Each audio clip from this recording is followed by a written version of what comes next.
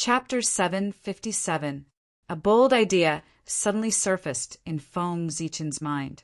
Since the Grand Pure One had taken away 20% of the human race's destiny, he would use the Heaven-Earth mysterious yellow pagoda to make up for it. If he could obtain the Heaven-Earth mysterious yellow pagoda, the loss of 20% of the human race's destiny would be nothing. It could even be said that the human race had profited greatly. Although the Heaven-Earth mysterious yellow pagoda was a postnatal cardinal treasure, its power might not be inferior to a connate cardinal treasure. Moreover, the most precious thing about the Heaven-Earth mysterious yellow pagoda was never its best defense. Its most precious thing was the layer of heaven-splitting merit in its body. It was this layer of heaven-splitting merit that made the Heaven-Earth mysterious yellow pagoda extraordinary. That was why the Heaven-Earth mysterious yellow pagoda above his head was equivalent to being invincible. A layer of heaven-splitting merit could create a heavenly Tao saint. Why could the three pure ones and the Lady of Earth become saints? Why did the three pure ones repeatedly break the rules of the heavenly Tao without paying any price? It was all because they had 10% of the heaven-splitting merit. It was this heaven-splitting merit that allowed them to have the capital to be unrestrained. Although the two layers of human destiny were many, it could not create a saint, let alone rely on it to become the capital to roam the primordial world. If losing 20% of the human race's destiny could be exchanged for the Heaven-Earth mysterious yellow pagoda, Feng Zichen felt that this deal was completely worth it. With that thought in mind, Feng Zichen and Great Emperor Ziwei moved at the same time. They first punched out and forced the Grand Pure One to retreat. Then, with a leap, they arrived beside the Heaven-Earth mysterious yellow pagoda and wanted to join forces to suppress it. Seeing this, how could the Grand Pure One not understand their plan? They had clearly taken a fancy to his Dharma treasure and wanted to snatch it. How could the Grand Pure One be willing? That was the Heaven-Earth mysterious yellow pagoda. Ever since the Hongmeng heaven-measuring ruler was destroyed, it was the #1 postnatal cardinal treasure in the primordial world. Its value was immeasurable. Thief, how dare you? With a thought, the Grand Pure One was about to find his connection with the Heaven-Earth mysterious yellow pagoda and summon it back. However, due to the impact of the Zhouxing painting, the power of the Heaven-Earth mysterious yellow pagoda was in chaos and temporarily lost connection with the Grand Pure One. He did not react to his summon. Damn it! Seeing this, Saint Taiching stomped his feet in anger, but he couldn't ignore the Heaven-Earth mysterious yellow pagoda. He channeled his mana, took out the coiling dragon cane, and charged towards the two. At the same time, he didn't forget to secretly summon back the Taiji diagram, transforming it into a golden rainbow bridge that suppressed the endless space and time. Retreat! Feng Zichen and Emperor Ziwei didn't even turn their heads when they saw the Taiching saint charging towards them. They threw a punch at him. In an instant, dragon roars resounded in the void. The dragon chi of the human Tao and the emperor chi of Ziwei surged out, carrying the power to destroy everything as they charged towards the Grand Pure One. In the face of such powerful punches, even someone as powerful as the Grand Pure One could not help but frown and feel that it was troublesome. But that was it. No matter what, he was still the first among the saints. In this era where Tao ancestor Hongjun did not appear, the Grand Pure One had the title of #1 in the primordial world with his cultivation level at the 7th firmament of primordial chaos. He was worried that the Heaven-Earth mysterious yellow pagoda would fall into the hands of the enemy. At this moment, the Grand Pure One no longer held back and displayed his cultivation level at the 7th firmament of primordial chaos. In an instant, a powerful aura rose from the Grand Pure One's body, stirring up a huge wave of chaos in the chaos outside the sky. Break! The Grand Pure One pointed out with his cane, and a vast and unfathomable mantra of morality gushed out from his hand, turning into divine chains of order that entangled in front of him.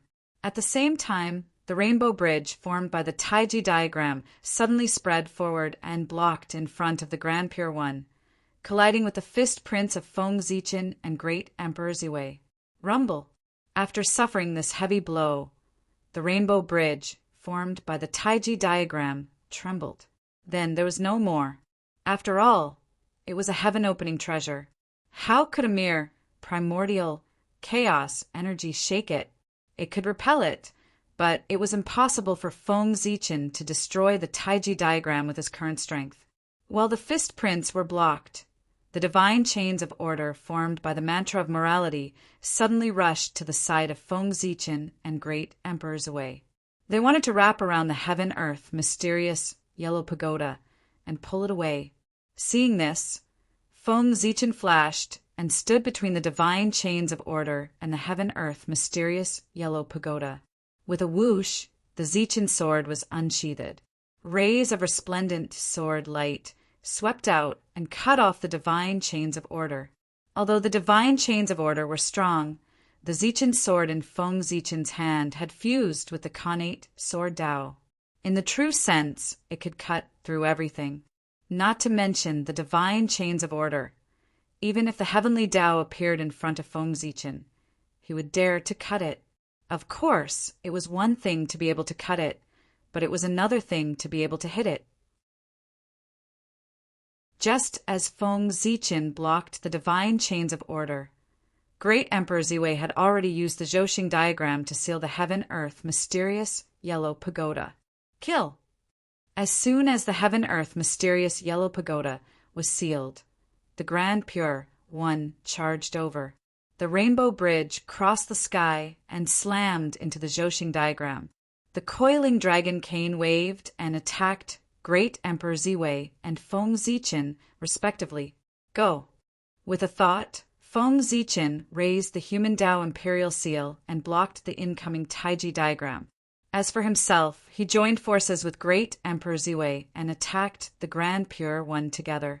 The Zhouxing diagram might not be able to block the Taiji diagram, but the human Dao imperial seal definitely could, because its core was the chaos bead, which was also a fragment of a chaos treasure. Who said that the chaos bead fragment had to be inferior to the Pengu axe fragment.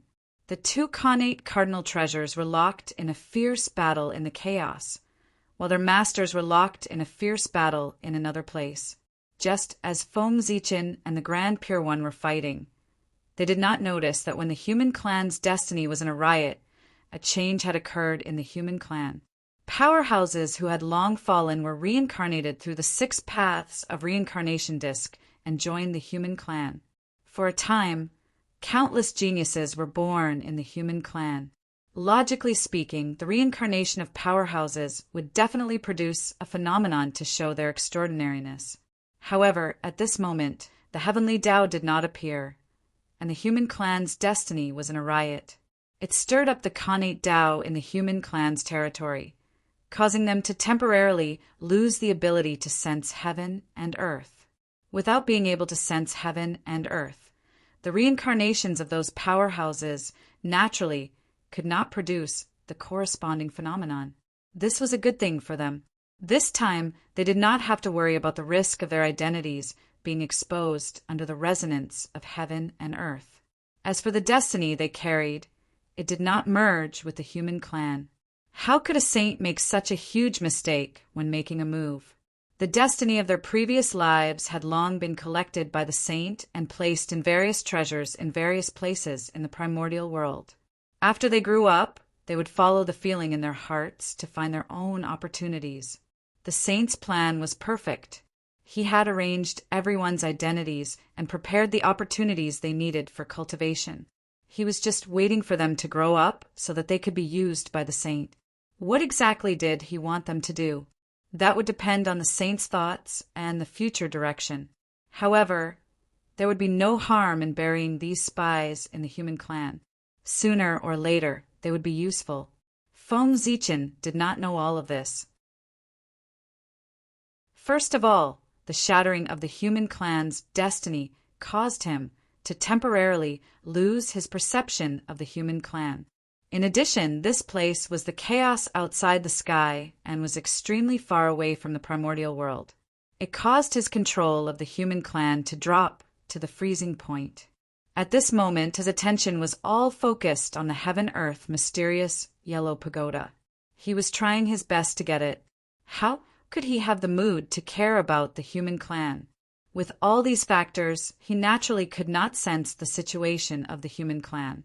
As for the 3 sovereigns and 5 emperors, they were doing their best to suppress the restless destiny of the human clan so that it could return to normal. At the same time, they could sort out the losses of the human clan this time. They did not have the energy to take care of the current human clan. It could be said that all the peerless experts of the human clan were distracted. It was also because of this that the saint had a chance to plan. Sensing the completion of his plan, the Grand Pure One heaved a sigh of relief. At the same time, he decided not to continue playing with Feng Zichen and the others. After dragging on for so long, this boring battle should end. Thinking to this point, the Grand Pure One found an opportunity to suddenly retreat. Fellow Taoists, what do you think of this mystical ability of the Poor Way? The Grand Pure One retreated to the side and said as he waved the horsetail whisk in his hand. Feng Zichen and Great Emperor Zhui did not reply. Instead, they rushed forward and did not give the Grand Pure One a chance to catch his breath. They knew that villains died because they talked too much. Who knew what kind of variables would happen after chatting with the Grand Pure One for a while? 1 chi into 3 Pure Ones. Seeing the 2 of them rushing over, the Grand Pure One shook his head. He waved the horsetail whisk in his hand and suddenly turned into a wisp of clear air. Then the clear air split into 3 and turned into 3 Taoists with different appearances. 1 looked young, 1 looked middle-aged, and 1 looked old. The young Taoist's face was identical to the Grand Master of Heaven. The middle-aged Taoist's face was identical to the Heavenly Lord of Primordial Beginning. The old Taoist was clearly the Grand Pure One himself. The 3 of them stepped forward and introduced themselves according to their age. Poor Wei Taoist Taiqing. Poor Wei Taoist Yuqing. Poor Wei Taoist Shangqing. Greetings, fellow Taoists. 3 seeing this scene, Feng Zichen and Great Emperor Zhui could not help but stop in their tracks. This is... Feng Zichen recognized the origin of this mystical ability. This mystical ability was called 1 chi into 3 Pure Ones. It was a supreme mystical ability created by the Grand Pure One. It could create 3 clones, each of which had combat power that was not inferior to the main body. Feng Zichen had always scoffed at this saying, thinking that it was impossible. It was not difficult to create 3 clones, but to make them have the same combat power as the main body, 1 could barely do it, but 3 was almost impossible. It was not that Feng Zichen had not tried before, but he had never done that. Therefore, the conceited him thought that no one could do that. However, he did not expect to see the Grand Pure One use this mystical ability today. It was indeed a slap to his face. Looking at the 3 auras, apart from Taoist Taiqing, although the other 2 could not compare to the Grand Pure One. Their strength was almost on par with the Heavenly Lord of Primordial Beginning and the Grand Master of Heaven. In other words, the Grand Pure One could be used as 3 people. This mystical ability was really amazing. At the side, the other people who were fighting also revealed expressions of surprise after noticing the changes here. They did not know such a mystical ability. Everyone's expressions were fine, but the Grand Master of Heaven and the Heavenly Lord of Primordial Beginning had strange expressions when they saw Taoist Shangqing and Taoist Yuqing, who looked similar to them. No one knew what they were thinking. Fellow Taoists, what do you think of this mystical ability of the Poor Way? The 3 of them took a step forward and said in unison, "Wonderful, it's really wonderful." Feng Zichen nodded and praised. Then he raised the Zichen sword without hesitation and charged towards the 3 of them. The aura could be faked. Before he started, who knew if the 3 Pure Ones that the Grand Pure One had transformed into were just for show or were really capable? Whoosh! the connate sword Tao appeared and turned into a dazzling sword light that slashed towards the three of them. Seeing the sword light slashing towards them, the three Taoists did not dodge. They stood where they were, and an immortal light rose from each of their bodies and connected in front of them to block the sword light. That immortal light was the three pure ones' innate mystical ability, the three pure immortal light. When an expert attacked, one would know whether or not he was an expert. As soon as the three pure immortal light appeared, Feng Zichen knew that the three Taoists were really capable and not just for show. Fellow Taoist, since you have already attacked, it's the poor way's turn. After blocking the sword light, the three of them said in unison. Then they did not seem to do anything, but the heaven-earth mysterious yellow pagoda that was suppressed by the Zhouxing painting suddenly trembled violently and was about to break out of the seal. Haha, fellow Taoist, you really have a good mystical ability. However, since we've already experienced your abilities, it's time for you to experience ours as well, the heavenly monarch said with a smile. Without suppressing the heaven-earth mysterious yellow pagoda, Feng Zichen laughed and said to the Grand Pure One, Fellow Taoist, please take a look. What do you think of my mystical ability? After saying that, a mysterious mark suddenly appeared between Feng Zichen's eyebrows. In an instant, an incomparably majestic aura spread out, shocking everyone's minds. At the same time, an identical mysterious mark appeared between Great Emperor Ziwei's eyebrows. It also exuded a shocking power. Rumble. The power of the two Tao marks was added together, and the vast and majestic aura became even stronger. Everyone only felt a powerful pressure in their hearts, and it actually made them feel that they could not resist. Freeze! At this moment, they suddenly heard the word freeze. It was Feng Zichen and Great Emperor Ziwei's voices. They had attacked. Rumble. An even more vast and majestic power swept out and enveloped everything around them. At this moment, under this power, the entire chaos outside the heavens seemed to have fallen into a stagnant state. The heaven-earth mysterious yellow pagoda, which was still struggling violently before, fell into silence again in an instant.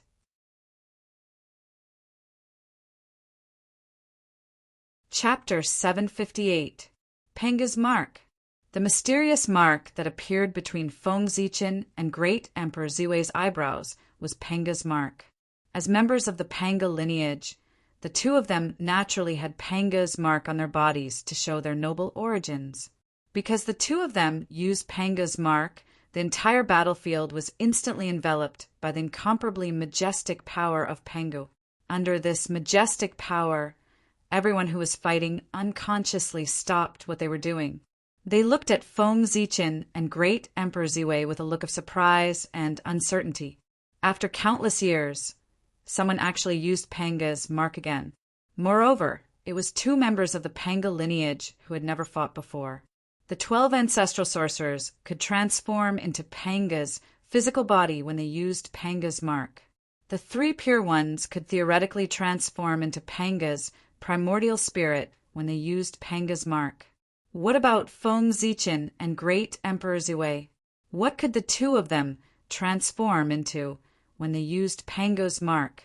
Penga's primordial spirit or Penga's physical body. Because no one had ever seen the two of them use Penga's mark, everyone was looking forward to it. They all watched with great interest.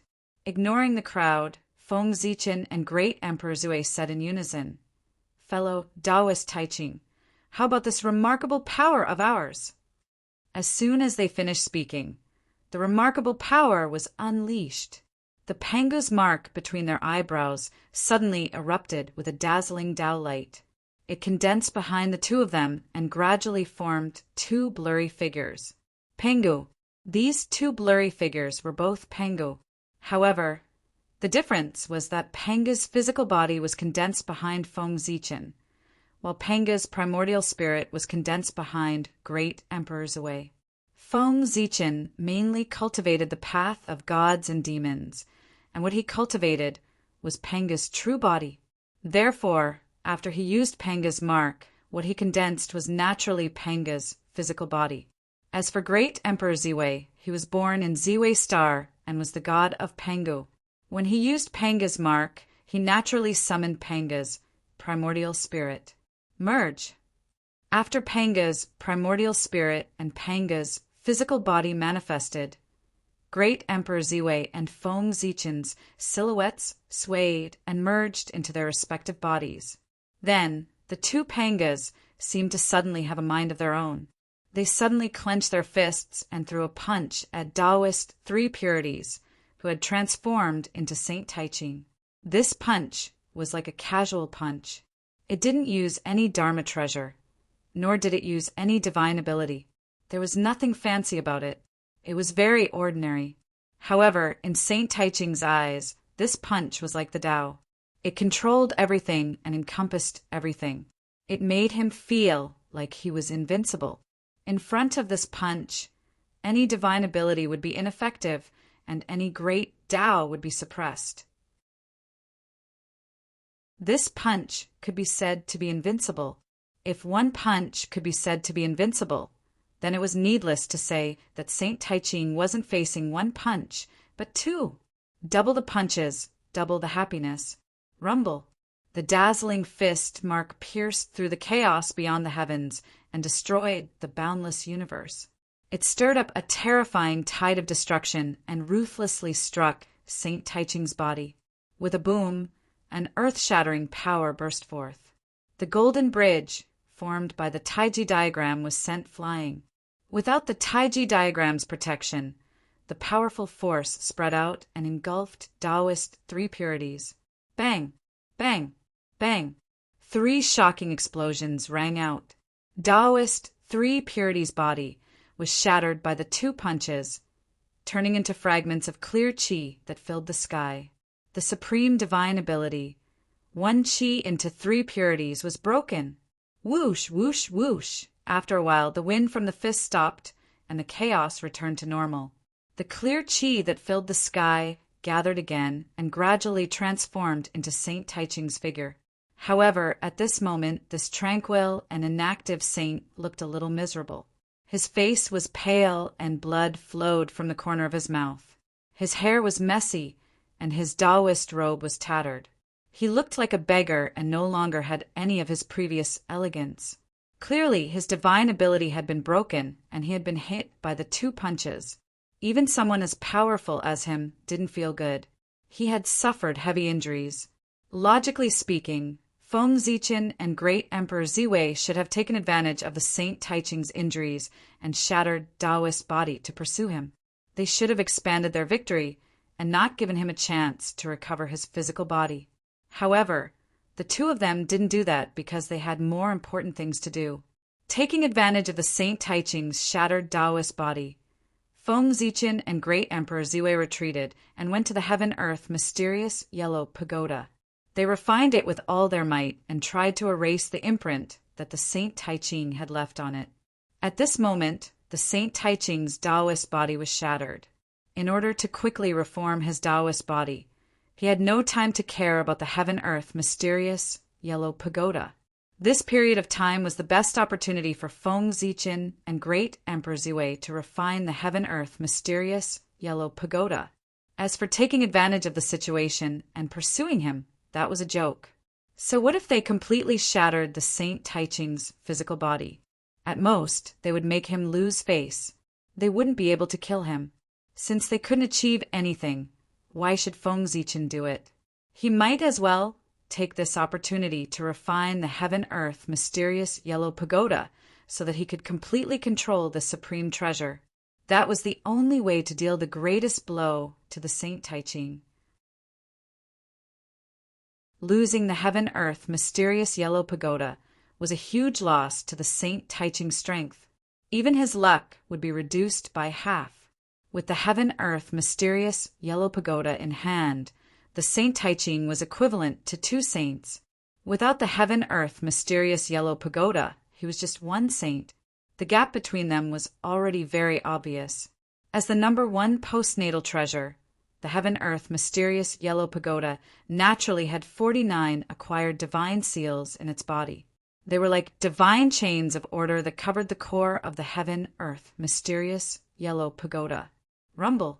Their divine senses surged out like raging waves and surged into the heaven-earth mysterious yellow pagoda.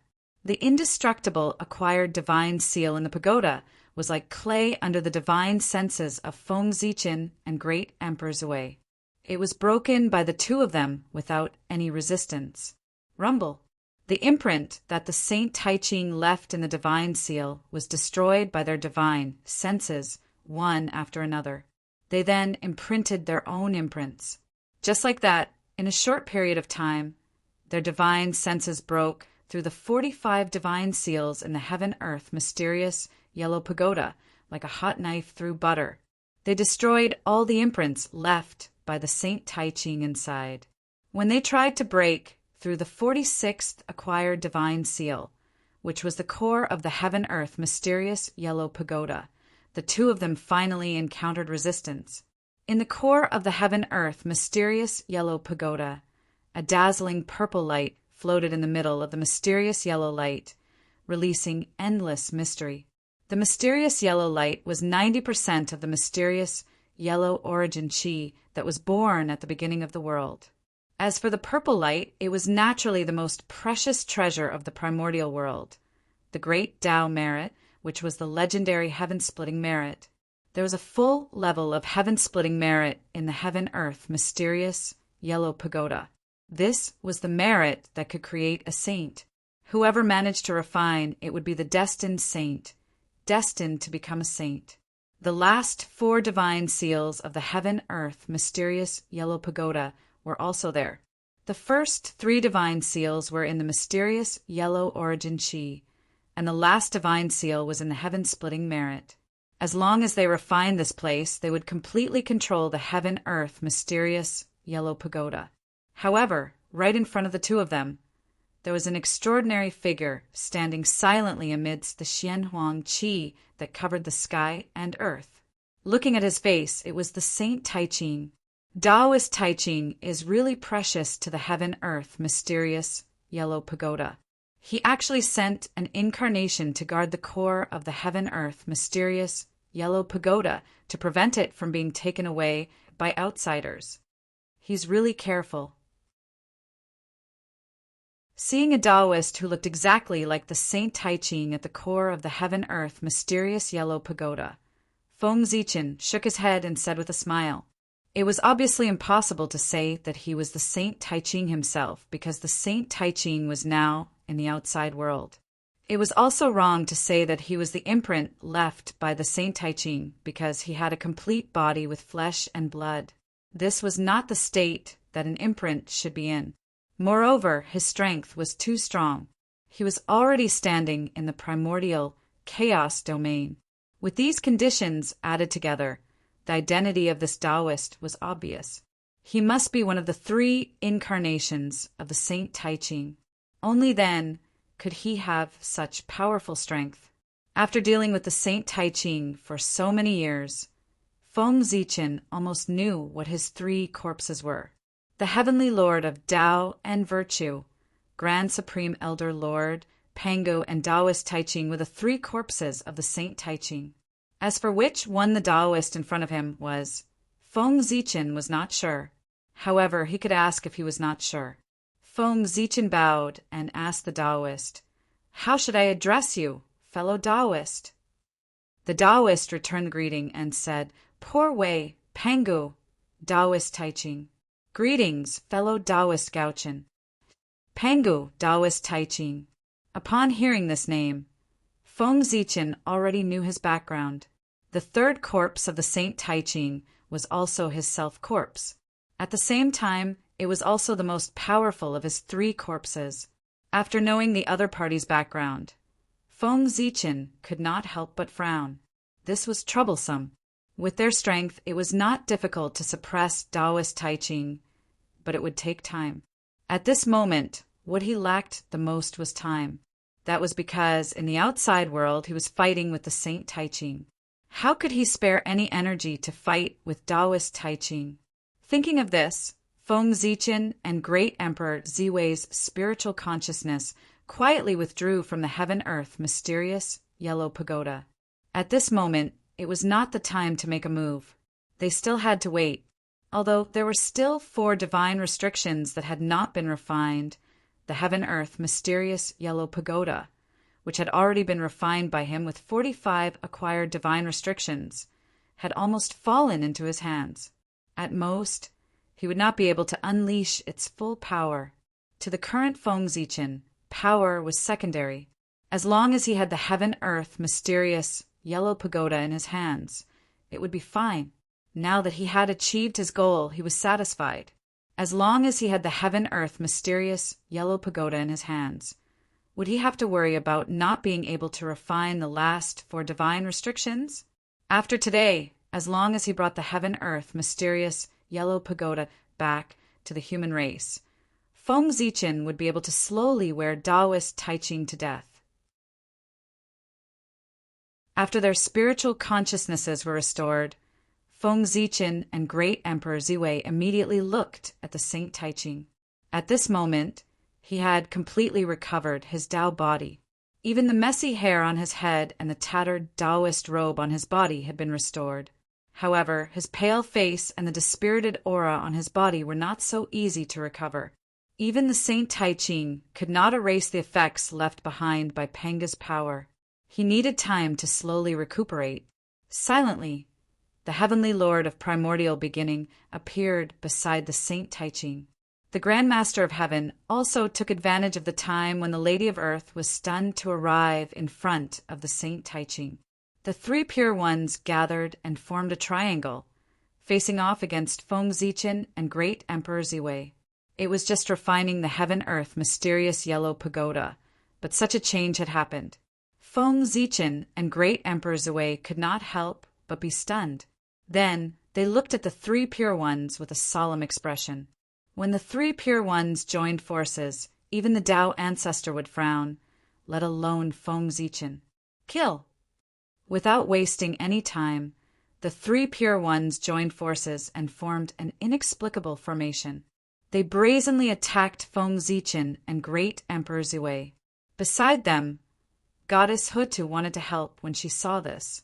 However, she was involved in their battle by the combined forces of Tai, Zhuan-Ti, and Jiayin.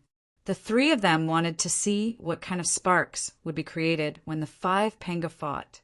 At the same time, they also wanted to know what the trump cards of the 5 of them were. Among the Penga lineage, only the witch race had revealed their trump card, the 12 capital heaven divine wraith formation. As for the 3 pure ones, Feng Zichen and Great Emperor Ziwei, they rarely used the Penga mark. As a result, everyone was not very clear about their methods. Now, the 2 sides had finally fought a bloody battle and were about to reveal their trump cards. How could the 3 of them allow outsiders to destroy it? Helpless, Goddess Hutu had no choice but to be involved in this chaotic battle. The 3 sides had grudges against each other. This time they all went all out. For a time, the terrifying fluctuations spread out and actually overshadowed the limelight next door. The 3 pure ones joining forces did not mean that they had to summon Penga's primordial spirit. That was a life-threatening method that could not be used unless it was absolutely necessary. Just like the 12 capital heaven divine wraith formation, the most obvious function was to integrate the power of the 12 witch ancestors and condense it into one. Only in the end could they summon Penga's physical body. Right now, the 3 pure ones were not in a desperate situation. They had not reached the point where they could summon Penga's primordial spirit. At this moment, they joined forces only to integrate the power of the 3 of them and allow their strength to reach a new peak. In an instant, the aura of the 3 pure ones connected into one. It was as if they had become one. Their aura rose infinitely. Rumble. At this moment, the 3 pure ones were like 3 gods in one. From the past, the future, and the present, they attacked Feng Zichen and Great Emperor Ziwei together. Seeing this, the 2 of them did not dare to hesitate. They once again activated the Penga mark. Rumble. In the vast and boundless aura, the primordial spirits of the 2 of them which had transformed into Pango's primordial spirit, suddenly merged with Panga's physical body. Rumble. Inexplicably, the chaos outside the heavens became restless at this moment. It seemed to reveal an emotion of fear. Then it began to disintegrate layer by layer. The chaos disintegrated, and the world was born. Endless great path rules were born. They extended from the world and clustered around a ray of light in the void. It was the light that Feng Zichen and Great Emperor Ziwei had transformed into. Kill! At this moment, the three Pure Ones charged over with supreme power and blasted towards the ray of light in the sky.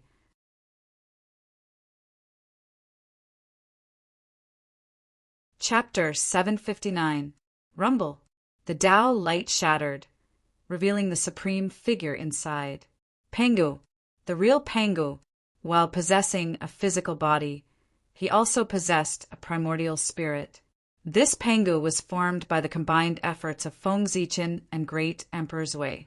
He could be called a little Pangu. His strength was comparable to an expert at the 12th heaven of primordial chaos. Feng Zichen possessed the strength of a 4th heaven of primordial chaos, while Great Emperor Ziwei possessed the strength of a 6th heaven of primordial chaos. Even if the two of them worked together, they could at most contend with an expert at the 8th heaven of primordial chaos. But at this moment, after the two of them transformed into little Pangu, the strength they erupted with was comparable to an expert at the 12th heaven of primordial chaos and the great perfection. This increase in strength was simply terrifying. One had to know that the current little Pangu was formed by Feng Zichen and Great Emperor Zui purely using their own strength. They did not borrow any external forces. The boundless starry sky and the power of the primitive world had not been used. If these two powers were added, the little Panga's strength would probably reach the realm of Wuji Daluo Jinxian in an instant and become the true peak of the primitive world. Feeling the powerful strength in his body, Feng Zichen felt that his entire body was floating. At this moment, he was the only one between heaven and earth, the center of the universe, the beginning of all origins. He was incomparably great and vast. All Daos had to bow at his feet. Everything between heaven and earth had to obey his orders. He controlled all the authority of heaven and earth. With a thought, he could change heaven and earth. This was not an illusion. He really had the ability to do so. No, it was not Feng Zichen who had this ability. It was little Pangu who had the ability to control everything in this world. As the creator of the primitive world, Pangu had the highest authority in this world. No one could compete with him. If Pangu really did descend, then no one in this world would be able to attack him. However, it was a pity. Although little Pangu was also a Pangu, it still had the word little in it. It couldn't be compared to the real Pangu. Although his power was strong, there was still a limit. If someone's power could surpass his, they would naturally be able to break through his limits. This was called breaking all techniques with one force. However, although there were such people in the primordial world, they were clearly not the three Pure Ones. Although the three Pure Ones were powerful when they joined forces, and their strength was comparable to that of a perfected 12th heaven of primordial chaos expert, there were still differences in strength among perfected primordial chaos experts. Without a doubt, Pangu was the strongest among them. History had already proven that Pangu was invincible in the same realm. In the truest sense, there was no one who could compare to him. Kill! With a thought, Feng Zichen urged the little Pangu to attack the three Pure Ones. Boom! Little Pangu punched out, and all the Daos of heaven and earth manifested, surrounding his fist and supporting him as he punched towards the three Pure Ones. The punch was already powerful. After being supported by the myriad Tao, it became even more extraordinary. It faintly showed signs of surpassing the realm of primordial chaos. The punch was followed by the myriad Tao. Chaos suddenly exploded, bursting out with waves that seemed to split the world apart. At this moment, under the little Panga's punch, the scene of the beginning of the world seemed to be repeated. The myriad Tao was born because of it, and the myriad Tao evolved with it. The terrifying waves spread out and directly drowned the three pure ones. Rumble! The power that seemed to split the world apart surged and shook the great Tao of the three pure ones, causing the great Tao that they had worked hard to cultivate to gradually become unstable. One could see that the bodies of the three pure ones were blurring and disintegrating. Under the impact of the power that split the world apart, they were like the broken chaos. They began to transform into energy, showing signs of turning into the origin of the world. At the same time, the great Tao that they had worked hard to cultivate was also distorted. It was as if it was about to be separated from their bodies and integrated into the myriad Tao of heaven and earth. This was a sign that they were about to transform into Tao. The little Panga's punch almost transformed the three pure ones into Tao. Hiss! Tai, Yuan, and the other two who saw this all gasped and felt a chill in their hearts. This power was really too strong. Was there really anyone in the primitive world who could withstand it? Subconsciously glancing at the bell of chaos in his hand, Dong Huang Tai secretly calculated. He felt that even with the bell of chaos in his hand, he might not be able to withstand the little Panga's attack. The human clan had really become the general trend. For example, the demon clans of today were far too powerful. At this moment, Tai, who had returned, had truly changed his impression of the human clan. He truly saw them as an opponent. Boom! Boom! Boom! Seeing that the three pure ones were still struggling, Feng Zichen smiled coldly. He did not use any magic. Instead, he urged the little Pangu to throw punch after punch. What magic! What great Tao! These were completely meaningless to the Pangu. His fist was the strongest magic, the strongest Tao, because he himself was equivalent to Tao. The so-called magic was the understanding of outsiders of him. But no matter how deep the understanding of outsiders was, how could it be compared to his punches and kicks? Boom, boom, boom, under the continuous bombardment of the little Pangu. One could see that a vast world was slowly taking shape in the chaos. Even if this world had not been completed and was only in its embryonic form, one could see from its current scale that it would be a big world beyond imagination.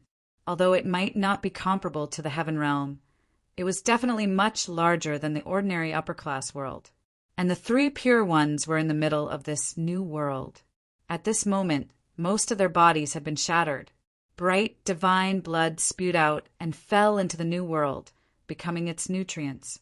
What was more, under the little Panga's attack, the origins of the three pure ones were shaken. Along with their shattered bodies, it dissipated and merged into the new world.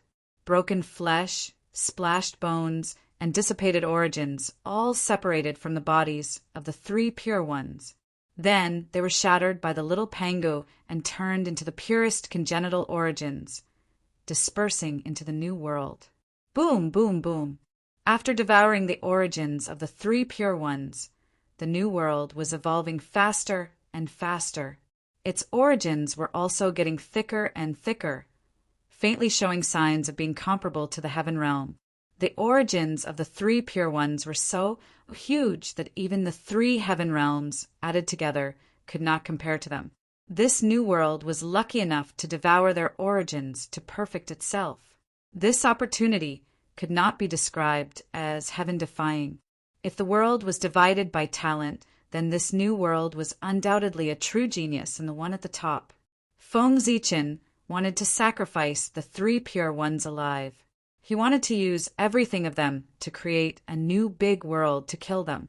If he could really do this and turn the three pure ones into a supreme big world, then even if he could not really kill the three pure ones, his vitality would be greatly damaged. If their origins were turned into a big world, then even if they were resurrected, how much power would they have left? How much power would they be able to exert? The three pure ones without origins might still be unkillable, but without power, the threat they posed to Feng Zichen was undoubtedly countless times smaller. Thinking of this, Feng Zichen punched the three pure ones more and more frequently. He wanted to do his best to sacrifice the three pure ones alive. Feng Zichen's attacks were getting fiercer and fiercer.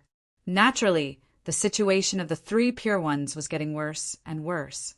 Originally, even if the three pure ones were no match for the little Pango, they should not have been so weak and been defeated in one move. However, who asked them to be injured before this? As a result, they could not fully exert their strength. The primeval Lord of Heaven lost his arm, the Grand Pure One was seriously injured, and only the Grand Master of Heaven was unharmed.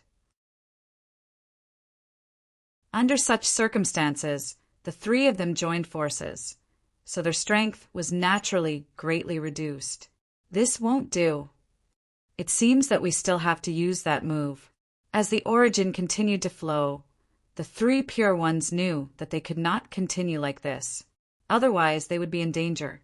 Therefore, the three pure ones looked at each other and made a decision in their hearts. They were going to use the move that they did not want to use. The three pure ones merged and reenacted the primordial spirit of Pangu.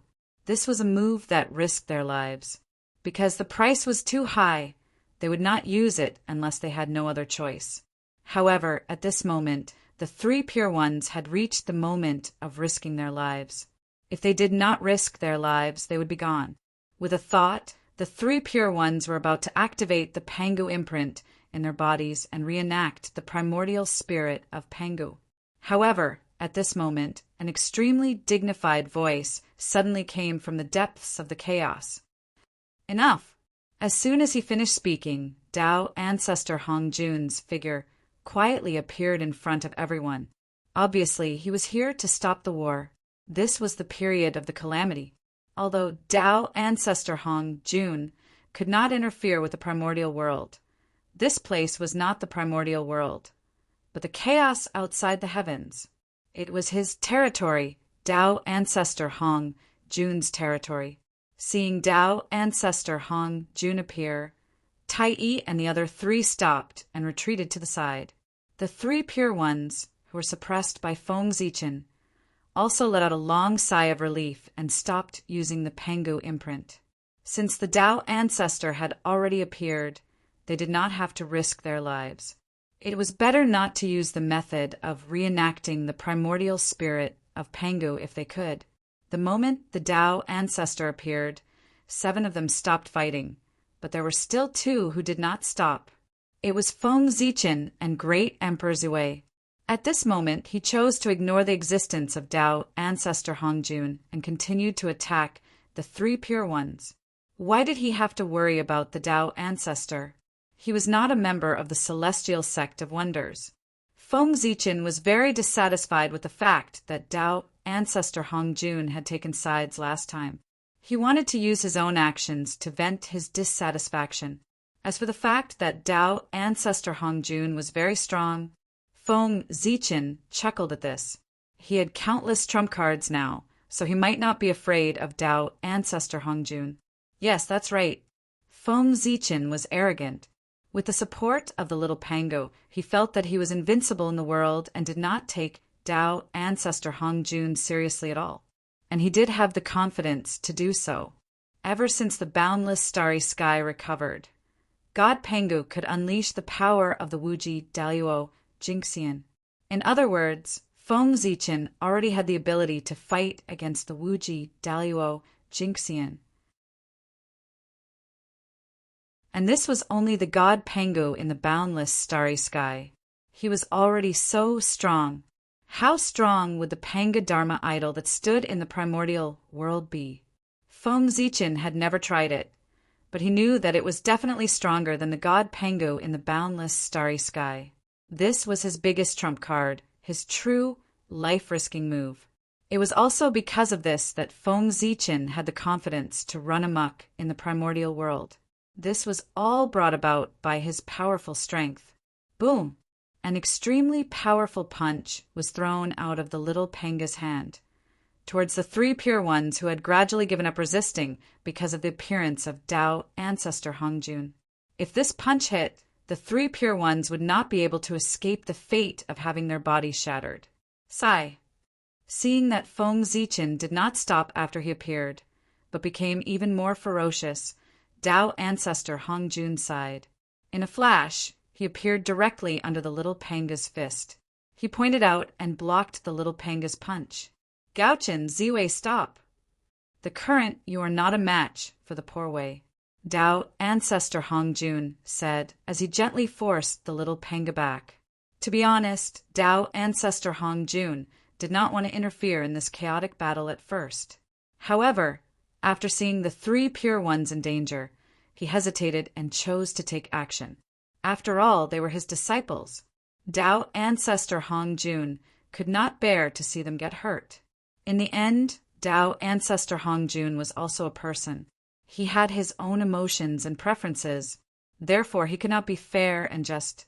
However, Tao ancestor Hongjun did not hate this feeling, because only in this way did he know that his heart was still warm. He had not become the cold, heavenly Tao. Tao ancestor, if you want to save the 3 pure ones, take my move first. Feng Zichen was no exception to being forced back by the Tao ancestor. After all, the gap was there. However, it was impossible for him to admit defeat. They had not fought yet. How did he know that he would lose? Looking at Tao ancestor Hongjun, Feng Zichen's heart stirred. He began to draw the power of the boundless starry sky. Suddenly, Zhouxing shone brightly. Boundless star power gathered and turned into a resplendent galaxy. It pierced through the chaos and poured into the little panga's body. In an instant, the little panga's divine apertures lit up. Shadows of gods appeared and interweaved with terrifying power. At this moment, a shocking transformation happened. The little panga's power suddenly soared. He surpassed the primordial chaos realm and entered a new realm, the limitless Tao realm. Feeling the unimaginable power in his body, Feng Zichen thought for a moment and did not continue to draw the power of the primordial earth. To be safe, he should first test Tao ancestor Hongjun's quality and decide whether to continue increasing his power. Seeing the little pangas change, Tao ancestor Hongjun nodded and said, "Not bad." Then he swung the horsetail whisk in his hand. A vast and unfathomable power erupted and directly swept the little pango away. An existence at the level of the limitless Daluo Jinxian couldn't even withstand a single move from Tao ancestor Hongjun. In mid-air, the little panga's body began to disintegrate. The starlight flowed back, and the bodies of Feng Zichen and the great emperor of Ziwei also appeared. They were not injured, but their eyes were filled with confusion. Feng Zichen knew how Tao ancestor Hongjun defeated the little pango. However, it was because he knew that he was confused. Tao ancestor Hongjun did not follow the routine. The moment he attacked, he directly used the power of heaven and earth. Who could withstand that?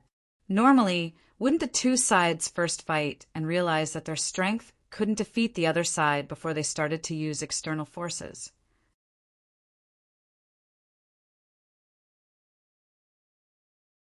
Chapter 760. But what was going on with Tao ancestor Hongjun?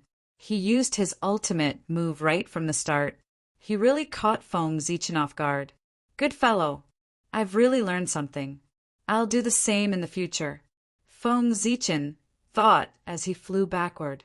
Little Panga's strength was already at the level of Daluo Jinxian. If Tao ancestor Hongjun used his own strength to fight little Pango, even if he could defeat little Pango, it would not be so easy. However, it was different if he used the power of the Way of the Heavens. Unlike saints who could borrow the power of the Way of the Heavens, Tao ancestor Hongjun had already merged with the Way of the Heavens because of the Tao integration.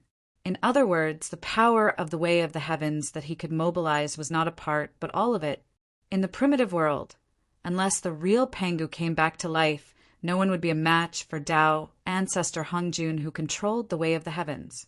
Fortunately, in most cases, the Way of the Heavens controlled Tao ancestor Hongjun, and the situation of Tao master Hongjun controlling the Way of the Heavens would only happen under extremely rare circumstances.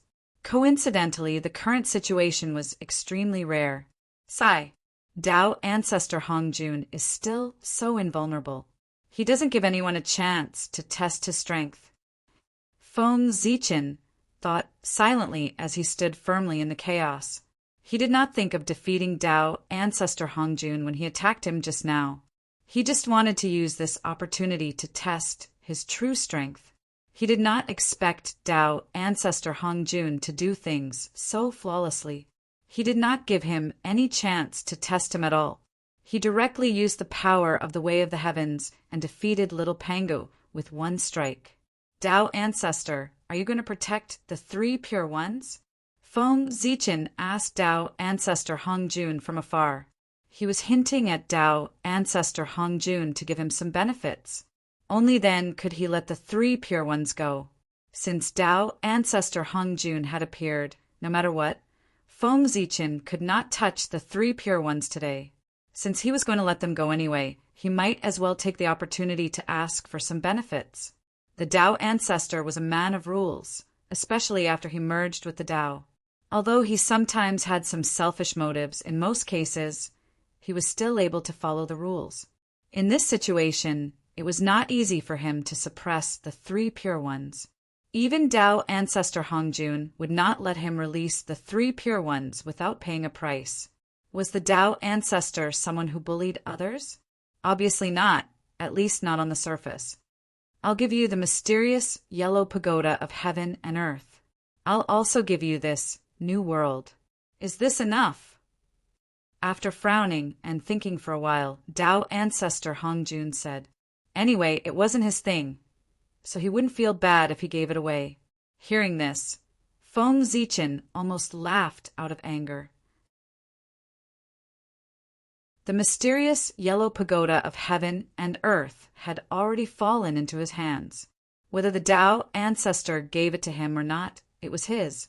Now that the Tao Ancestor said that he would give the heaven-earth mysterious yellow pagoda to him, wasn't it a little ridiculous? However, on second thought, Feng Zichen felt that something was amiss. Tao Ancestor Hongjun should not be such a superficial person. Then he understood what Tao Ancestor Hongjun meant. The Tao Ancestor's words should mean to end karma. As long as Feng Zichen accepted the Tao Ancestor's conditions, the karma of him snatching the mysterious yellow pagoda of heaven and earth would be over. In the future, the Grand Pure One would not be able to use this as an excuse to find trouble with him. That was because once the Tao Ancestor opened his mouth, the mysterious yellow pagoda of heaven and earth would no longer have anything to do with the Grand Pure One. Thinking about it, the conditions were not bad. The mysterious yellow pagoda of heaven and earth might not be enough. But with the addition of the New World, Feng Zichen was tempted. The New World was even vaster than the top-notch major Kiliacosm. Although it was not as good as the Heaven Realm now, it had the potential to become the Heaven Realm. The essence of the three Pure Ones was not devoured for nothing. As long as it was given enough time, it would definitely grow to the point where it could compare to the Heaven Realm in the future. However, it was precisely because this world had devoured the essence of the three Pure Ones that it had a very close connection with the three Pure Ones. Therefore, even if this world was created by Feng Zichen, he could not completely control this world. However, once Tao Ancestor Hongjun opened his mouth, this new world would be like the mysterious yellow pagoda of heaven and earth. It would completely have nothing to do with the three Pure Ones and completely belong to Feng Zichen. Thinking of this, Feng Zichen decided to agree to Tao Ancestor Hongjun's conditions. As a person, he had to know when to stop. He did not really suppress the three Pure Ones completely. They still had trump cards that they had not used. If he really forced them into a corner, the three Pure Ones would brazenly use their trump cards. Then Feng Zichen would not be able to get anything. Tao Ancestor, you're generous. Feng Zichen nodded and said. At the same time, with a thought, he removed the suppression on the three Pure Ones, allowing them to regain their freedom. Whoosh, a clear light flashed, and the three Pure Ones walked out of the new world. They did not look for Feng Zichen. Instead, They silently walked behind Tao ancestor Hongjun and stood there without saying a word. Obviously, they also felt embarrassed to be suppressed by others. Feng Zichen released the 3 pure ones according to the agreement, so Tao ancestor Hongjun would naturally do what he promised him. Buzz, buzz, buzz! The mysterious yellow pagoda of heaven and earth suddenly trembled inexplicably. Then a divine light flashed, and Taoist Taiching, the self-corpse that the Grand Pure One had left in the pagoda, flew out and returned to the Grand Pure One's body. The last 4 divine restrictions at the core of the mysterious yellow pagoda of heaven and earth were also completely open to Feng Zichen. With a thought, he refined the 4 divine prohibitions. From now on, the mysterious yellow pagoda of heaven and earth would be surnamed Feng. It would have nothing to do with the 3 pure ones anymore. Buzz, buzz, buzz. In another place, the newly born great world was also trembling. Mysterious threads were being severed one after another. Those were the threads of karma. When they were cut off, it meant that the karma between the 3 pure ones and this new world was disappearing. From now on, they would have no connection with this world. With a thought, Feng Zichen took out the broken arm of the Heavenly Lord of Primordial Beginning and threw it into the new world as nutrients for its growth. Seeing the scene, the Heavenly Lord of Primordial Beginning's face was extremely gloomy. He felt a surge of anger rising in his heart, wanting to burn the 9 heavens and 10 lands. He had never experienced such humiliation in his life. To the Heavenly Lord of Primordial Beginning, this scene was the most humiliating scene in his life. He would never forget it. At the same time, the Heavenly Lord of Primordial Beginning's hatred for Feng Zichen rose to the extreme. However, he did not attack Feng Zichen. Under his extreme anger, the Heavenly Lord of Primordial Beginning strangely calmed down. He was not in a hurry to take revenge. Physical injuries could not cause any harm to Feng Zichen at all. Only by destroying what he cherished the most could he feel the pain from the bottom of his heart. Only in this way could the hatred in the Heavenly Lord of Primordial Beginning's heart be resolved. The human clan. Without a doubt, what Feng Zichen cherished the most was the human clan. Then he would destroy the human clan. At this moment, the extremely angry Heavenly Lord of Primordial Beginning secretly decided to destroy the human clan to complete his revenge on Feng Zichen. "Greetings, teacher." Seeing that the matter had come to an end, Donghuang Tai walked over and bowed to Tao ancestor Hongjun. "It's Tai. Have you returned from the chaos? You're much faster than poor Wei thought." A smile finally appeared on Tao ancestor Hongjun's face when he saw Tai. However, the meaning in his words was that not only did he know that Tai was not dead, but he also knew that he had gone to the chaos outside the realm. It was really surprising. "Thank you, teacher." Hearing this, Tai bowed again. It turned out that the reason why Tai had gone to the chaos outside the realm was secretly pushed by Tao ancestor Hongjun. Back then, after the chaos bell protected Tai's true spirit, it wanted to return to the sun star to hide. However, Tao ancestor Hongjun thought for a moment and secretly sent the chaos bell out of the primordial world. If he continued to stay in the primordial world, it would only cause Tai to be entangled in the mortal world and delay his cultivation. The Tao ancestor cherished talent and did not want to see Tai fall. So he sent him out of the primordial world so that he could cultivate in peace in the chaos. After greeting everyone, the people of the celestial sect of wonders followed Tao ancestor Hongjun to the purple cloud palace. After greeting Feng Zichen, Goddess Hutu also left. Great Emperor Zue shook his head and returned to the boundless starry sky with a sigh. At this moment, only Feng Zichen was left in the vast chaos outside the heavens. It was not that he did not want to leave, but he walked slowly. Feng Zichen could not leave the new world in the chaos outside the heavens. He had to bring this world back to the primordial world. A vast world that was far more vast than the upper-class world was far heavier than imagined. Feng Zichen dragged it along, so his speed naturally slowed down. In this way, after rushing for hundreds of years in the chaos outside the heavens, Feng Zichen returned to the primordial world. After returning to the primordial world, things were much simpler. Feng Zichen summoned hundreds of Taoist priests and handed the new world to them so that they could pull the human race back. As for himself, he returned to the human emperor palace to cultivate in seclusion. Boom in the void, Exaian rose and emitted an astonishing power, distorting everything around it. After hundreds of years of cultivation, the destiny of the human race had completely recovered and reappeared in front of Feng Zichen. However, the 20% of destiny that had been taken away by the saint could not be recovered. Looking at the destiny of the human race that had been reduced by 1/5, Feng Zichen's face was full of pain. However, this pained expression only stayed on his face for a moment. When he saw the mysterious yellow pagoda in his hand, it disappeared completely. Instead, it was replaced by a smug smile. Exchanging 20% of the human race's destiny for the mysterious yellow pagoda, an acquired merit cardinal treasure, was a profitable deal no matter how one looked at it. Go. Collecting his thoughts, Feng Zichen held his breath and focused.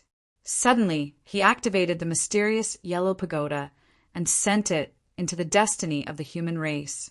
Rumble. At this moment, the destiny of the human race shook violently, setting off terrifying waves that almost overturned the roof of the human emperor palace. At the critical moment, Feng Zichen activated the human Tao emperor seal in time to suppress the rampaging destiny of the human race. Just as the destiny of the human race was shaking, the mysterious yellow pagoda was affected and its form also changed, gradually transforming from a real object to an illusory one. After Feng Zichen stabilized the destiny of the human race, the mysterious yellow pagoda also completely became an illusory object, looking like a complete shadow. Refine.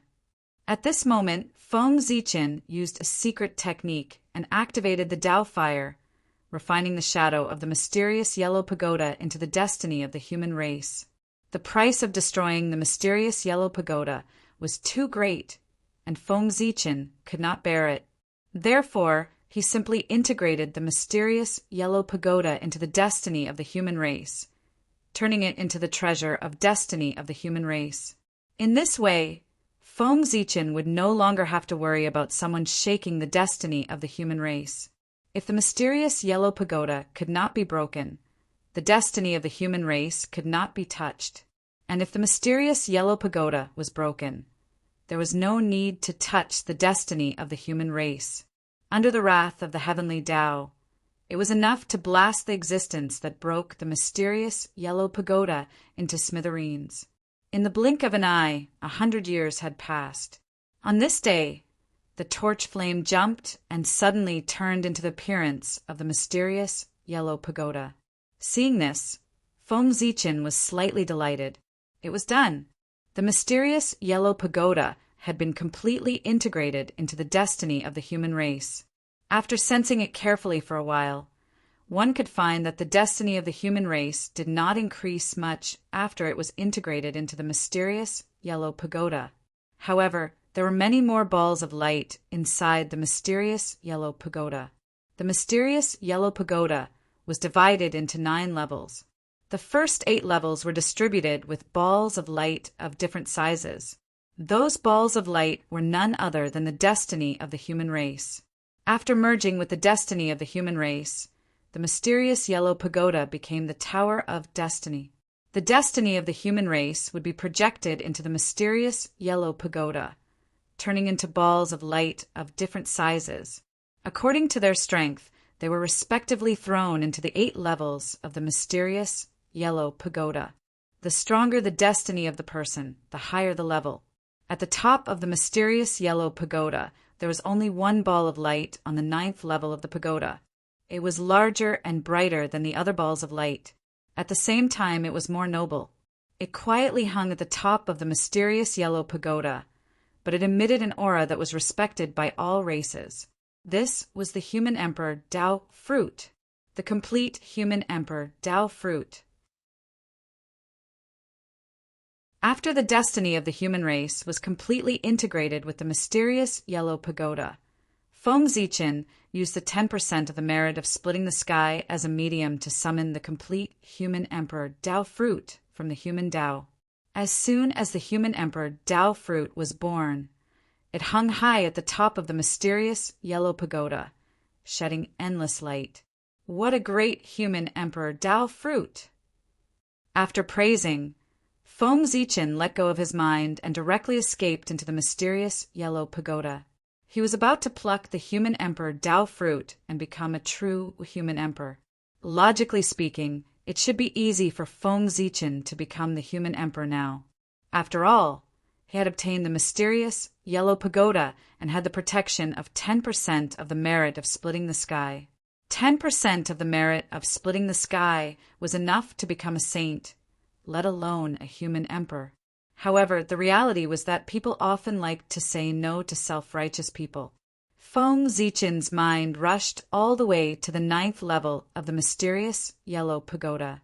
He was about to pluck the human emperor Dao Fruit, but at this moment an accident happened. No matter how hard he tried, he was still a little bit away from the human emperor Dao Fruit. He could not touch it. In an instant, Feng Zichen's face darkened, because he knew that there was a problem with the human race. Otherwise, he would have touched the human emperor Dao Fruit.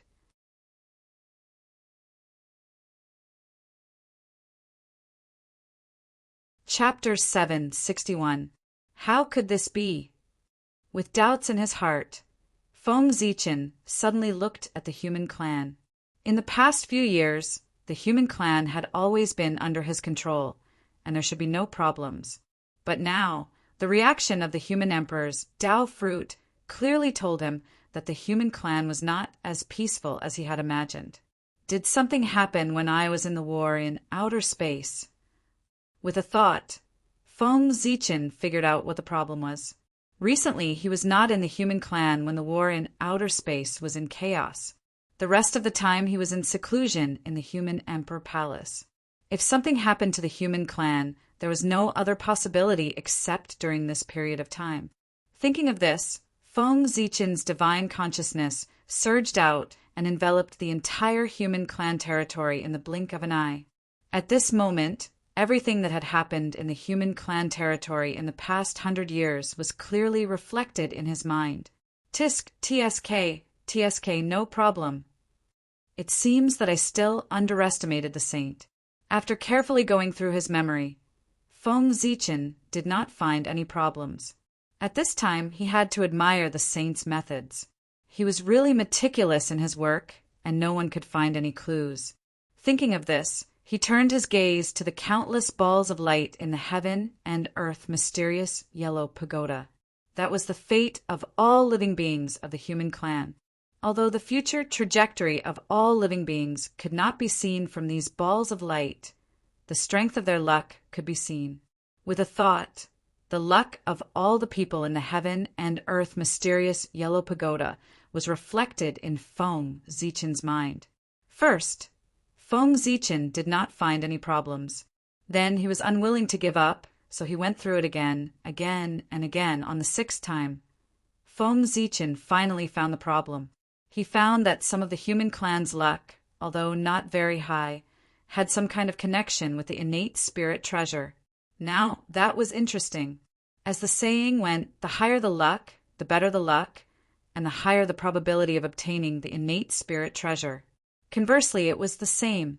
Those who had higher luck than them could not obtain the innate spirit treasure. Why were these people with lower luck fated with the innate spirit treasure?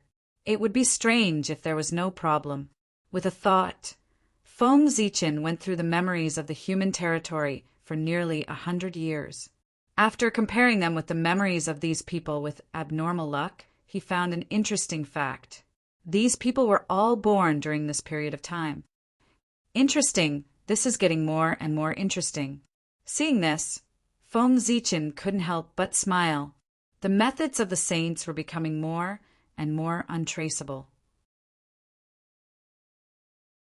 Today, if he hadn't accidentally obtained the black and yellow pagoda of heaven and earth and turned it into the Tower of Providence of the human race, he would have had the ability to detect the strength of the providence of the masses. In that case, Feng Zichen might have been deceived by the saint. No, that was not right. He had been deceived by the saint. It was only because of the appearance of the mysterious yellow pagoda that Feng Zichen accidentally discovered the sage's plan. This was the benefit of having high providence. It had to be said that the mysterious yellow pagoda of heaven and earth was indeed a treasure with 10% of the merit of creation. It had given Feng Zichen such a big surprise as soon as he got it. I wonder if the 3 pure ones will be so angry that they will vomit blood when they find out that the reason why I was able to see through their plan was all thanks to the help of the mysterious yellow pagoda of heaven and earth. Thinking of this, Feng Zichen laughed inexplicably. In his mind he had already imagined the expressions of the 3 pure ones. They must be very aggrieved. Ha! Amidst the laughter, Feng Zichen suddenly stretched out his hand and grabbed toward the outside world. After a burst of distortion in the void, a figure appeared in front of Feng Zichen. This was the one who was closest to him among those with abnormal luck. Feng Zichen grabbed him and pulled him over. Feng Zichen did not say anything, nor did he give that person time to react. With a thought, he froze that person's space-time. Then his divine thought surged out and directly poured into that person's sea of consciousness. Well, nothing unusual. Feng Zichen's divine thought circled around that person's sea of consciousness and found nothing unusual. And this was the biggest anomaly. If there was nothing unusual, how could this person have a connection with the innate spiritual treasure? Break. After scanning that person's sea of consciousness again, Feng Zichen suddenly raised the mark of the great path between his eyebrows. That was the real name given to him by the great path. It had indescribable power and was the most mysterious and mysterious. A purple light flashed between Feng Zichen's eyebrows, and the mark of the great path appeared. Suddenly, an inexplicable sound of praise came from heaven and earth, as if countless gods had appeared and praised Zichen's name in unison. That was the real name given to Feng Zichen by the great path. It had unfathomable power. Rumble. The mark of the great path appeared, and an incomparably noble aura erupted. It was vast and mighty, exuding a power that could destroy all illusions. Crack, crack. Under the majesty of the great path, that person's sea of consciousness suddenly shattered. It was actually unable to withstand this power. It was also at this moment that a wisp of endless power was forced out by the power of the great path from the shattered fragments of the sea of consciousness. This power had no source or end. It was immortal and indestructible, neither increasing nor decreasing. It was eternal and unique. Under the majesty of the great path, it was not destroyed. Instead, it resisted it. From this power, Feng Zichen felt a familiar aura. It was the power of the path of reincarnation. This kind of endless and unique characteristic that could barely resist the power of the great path was also in line with the conditions of the power of reincarnation. With a thought, Feng Zichen used the power of reincarnation that he had. When the 6 paths of reincarnation disc was first born, Feng Zichen had obtained a portion of its power. Although it was only a small portion, it was enough for Feng Zichen to use the power of reincarnation. And this was something that even the Lady of Earth did not know. Boom! Boom! Boom! The aura that belonged to the path of reincarnation was emitted from Feng Zichen's body. Under the support of the great path imprint, it suddenly soared. In the blink of an eye, it had increased by more than 100 times. Of course, it was only the aura that soared. His own power did not soar by much. This move was good for scaring people, but if he really fought, he would be exposed. Boom! Under the support of the great path imprint, the reincarnation aura on Feng Zichen's body already had a trace of the embryonic form of the path. At this moment, he seemed to have become the incarnation of the path of reincarnation. After sensing the aura on Feng Zichen's body, the surrounding power of reincarnation surged into Feng Zichen's body, like swallows returning to the forest. Soon, the surrounding power of reincarnation dissipated. Without the cover of the power of reincarnation, the true scene in that person's sea of consciousness appeared in front of Feng Zichen without any concealment. What he saw was a slumbering, innate true spirit. Boom! A majestic divine thought surged out and directly enveloped the innate true spirit. Soon, everything about him appeared in Feng Zichen's mind. The reincarnation of the ancient Tai Taoist Lord. After knowing the origin of that person, Feng Zichen's expression finally changed. Then he secretly caught a few problematic humans and examined them carefully. The results were no different from the previous person. They were also the reincarnation of the ancient Taoist Lord. Next, there was no need to investigate. Those problematic humans were probably the reincarnation of the ancient experts. Moreover, Feng Zichen believed that these problematic humans were not only the reincarnation of the ancient Taoist lords, but also the reincarnation of the ancient Taoist priests, mighty figures, and even the reincarnation of the great medium. The three pure ones were going to mess up the foundation of the human race. The three pure ones' methods are really unbelievable. They can actually bypass the Lady of Earth and forcefully interfere with the 6 paths of reincarnation. How terrifying! Shaking his head, Feng Zichen said solemnly, "These people were the pawns of the saints." He was not surprised. It could even be said that he had expected it. However, while these people were the pawns of the saints, they were also the reincarnations of the ancient Taoist lords. This surprised Feng Zichen. It was impossible for the Lady of Earth not to inform the human race of such an expert reincarnated into the human race. No, more accurately, the Lady of Earth would not let these ancient experts reincarnate into the human race at all. The human race and the witch race were allies. The Lady of Earth had no reason to stab the human race in the back. Moreover, the ghost Emperor Fengdu was still in the netherworld. If the Lady of Earth really did that, she would not be able to hide it from him. There was nothing unusual with the ghost Emperor of Fengdu, and the Lady of Earth did not inform him. That meant that the Lady of Earth did not know about this. Just this point alone was terrifying.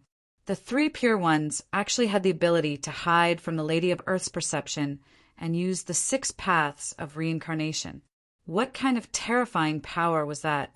If he could not figure out the origin of this power, Feng Zichen felt that he would not be able to sleep well. With a thought, Feng Zichen contacted the ghost Emperor Fengdu and asked him to go to the Hall of Reincarnation to ask the Lady of Earth. From Feng Zichen's point of view, the Lady of Earth most likely did not know about this.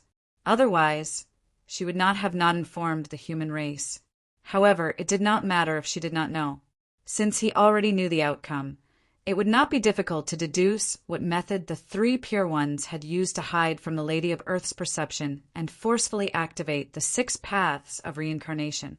After informing the Ghost Emperor of Fengdu to head to the Hall of Reincarnation, Feng Zichen looked at the heaven-earth mystic yellow pagoda again. He was thinking about how to treat the reincarnations of these ancient experts. Now, although they were still loyal to Feng Zichen, as they became stronger and their memories of their previous lives slowly recovered, they would gradually walk away from Feng Zichen and fall into the embrace of the saint. At that time, they would become enemies with Feng Zichen.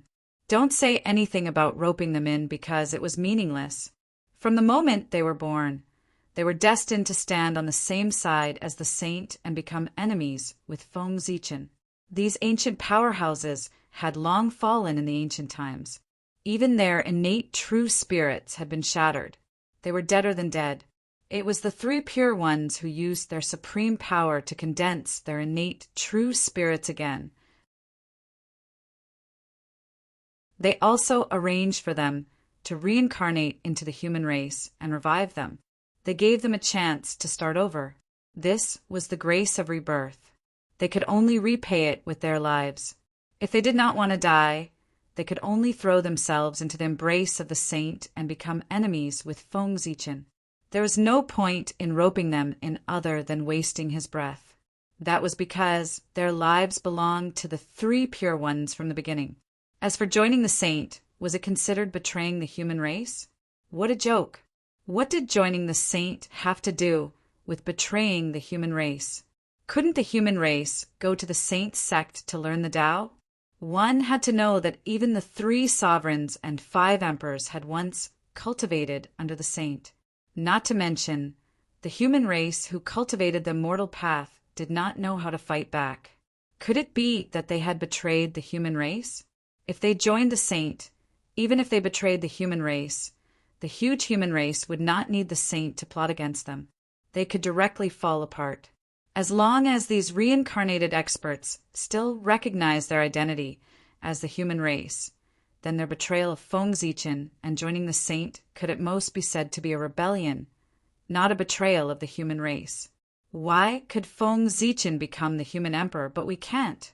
Was it because he was born a level higher than us? Man can conquer the heavens. Kings, generals, and ministers would rather have the guts. The emperor took turns to sit. This year it was my turn.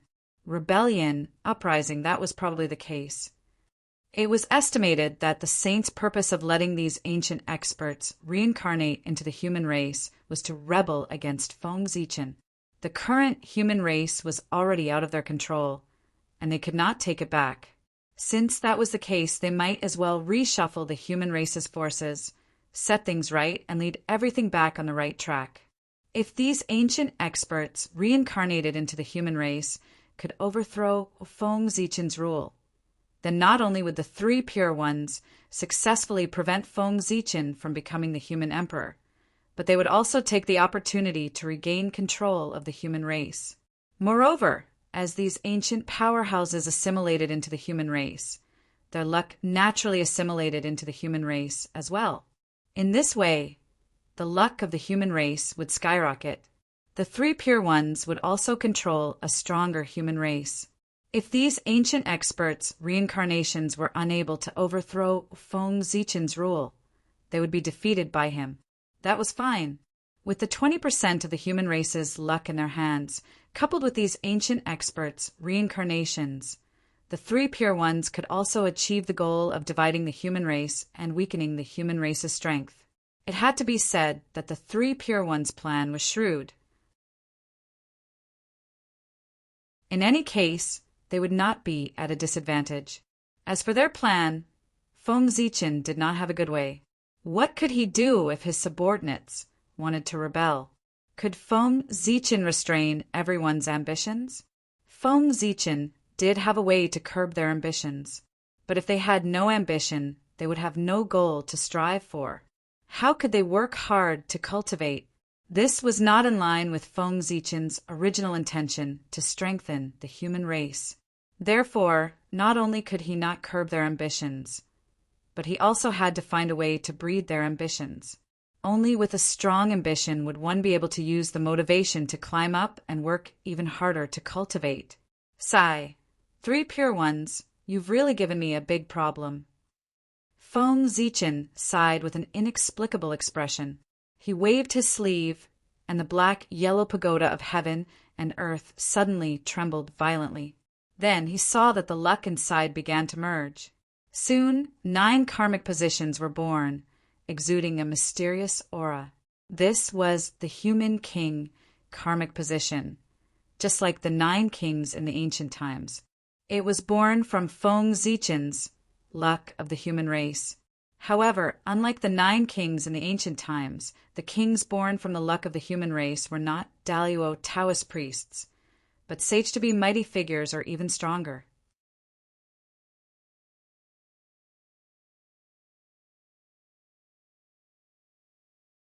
Chapter 762. Combine.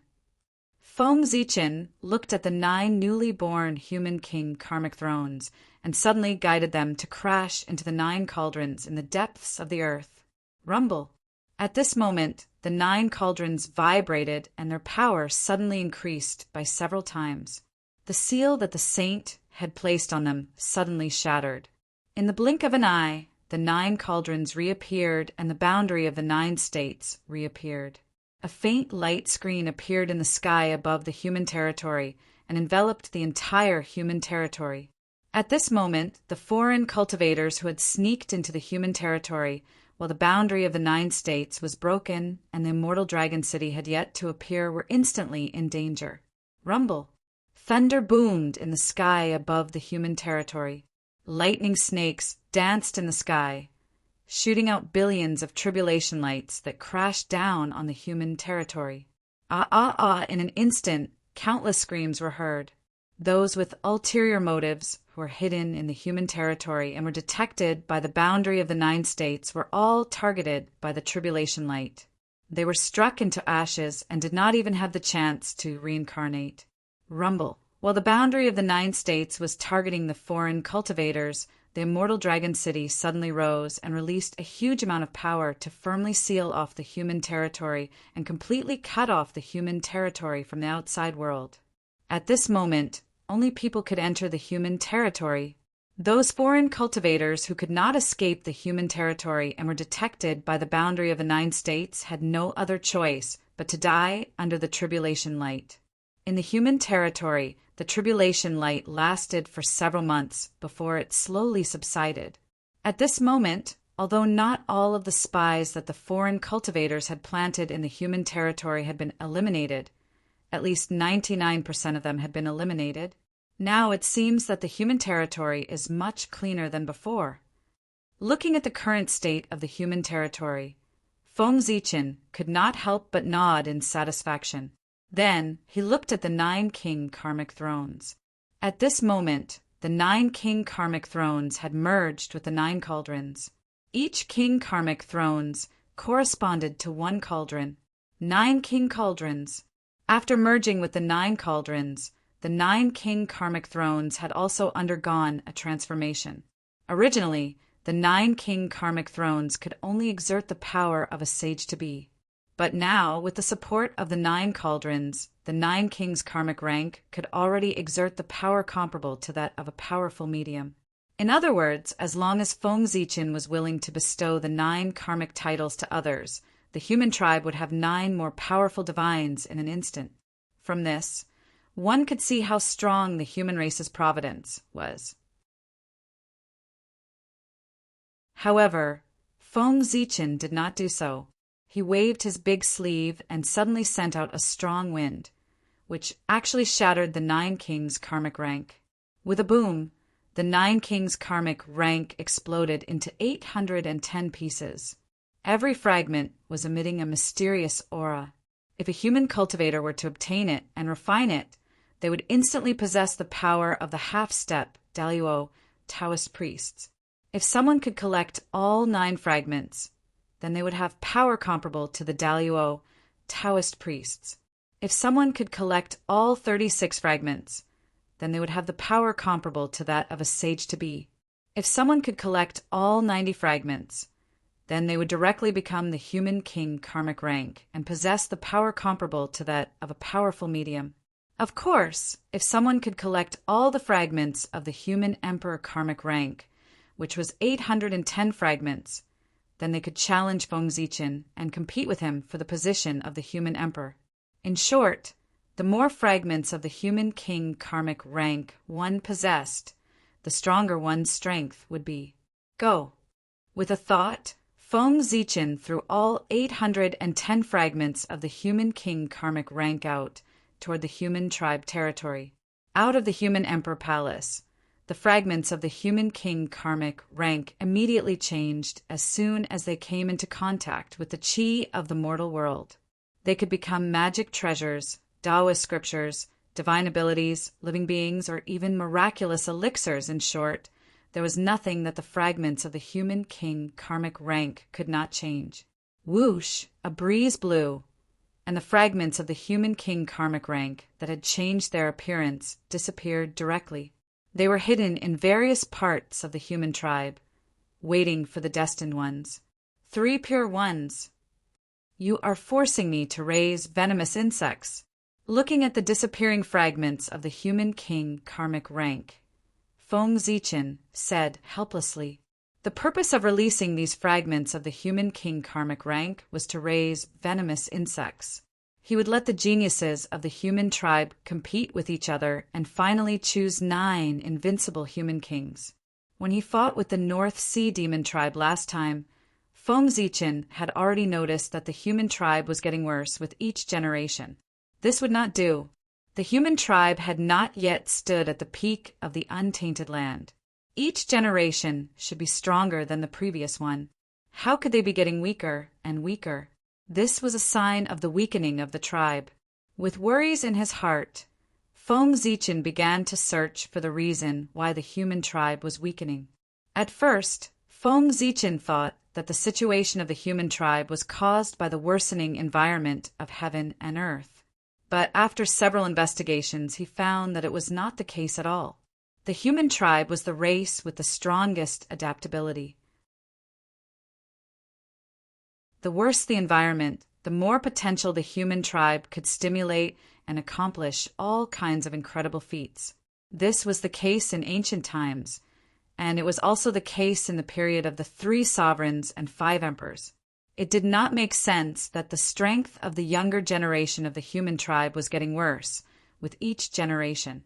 After repeated investigations by Feng Zichen, he finally confirmed that it was not that the young people of the human tribe were not good enough, but that they were living too comfortably. In ancient times, the human tribe was only at the bottom of the untainted land. They were weak and could face a life and death crisis at any time. Therefore, all the clansmen of the human tribe were cultivating desperately in order to obtain great strength to protect their clansmen. During the period of the 3 sovereigns and 5 emperors, although the human tribe was already very powerful, they were still surrounded by external enemies. The innate 10,000 clans were eyeing them covetously and could pounce on them at any time. Therefore, the human tribe still did not dare to slack off at this time. They cultivated desperately to obtain great strength and contribute to the glory of the human tribe. But since King Yu, the human tribe had been invincible. They searched all over the untainted land, but could not find a worthy opponent. Without a target to chase and suppress, the young people of the human tribe naturally slacked off. In the past, they cultivated to protect the human tribe. Therefore, they pursued battle strength over realm. But now, they cultivated to obtain longevity. Therefore, they pursued realm more than battle strength. Their goals were different. In this way, how could the young people of the human tribe not become weaker and weaker? At this moment, what Feng Zichen wanted to do was to rectify the cultivation atmosphere of the human tribe and force the young people to stop slacking off and work hard. The human king karmic throne fragments were prepared for this.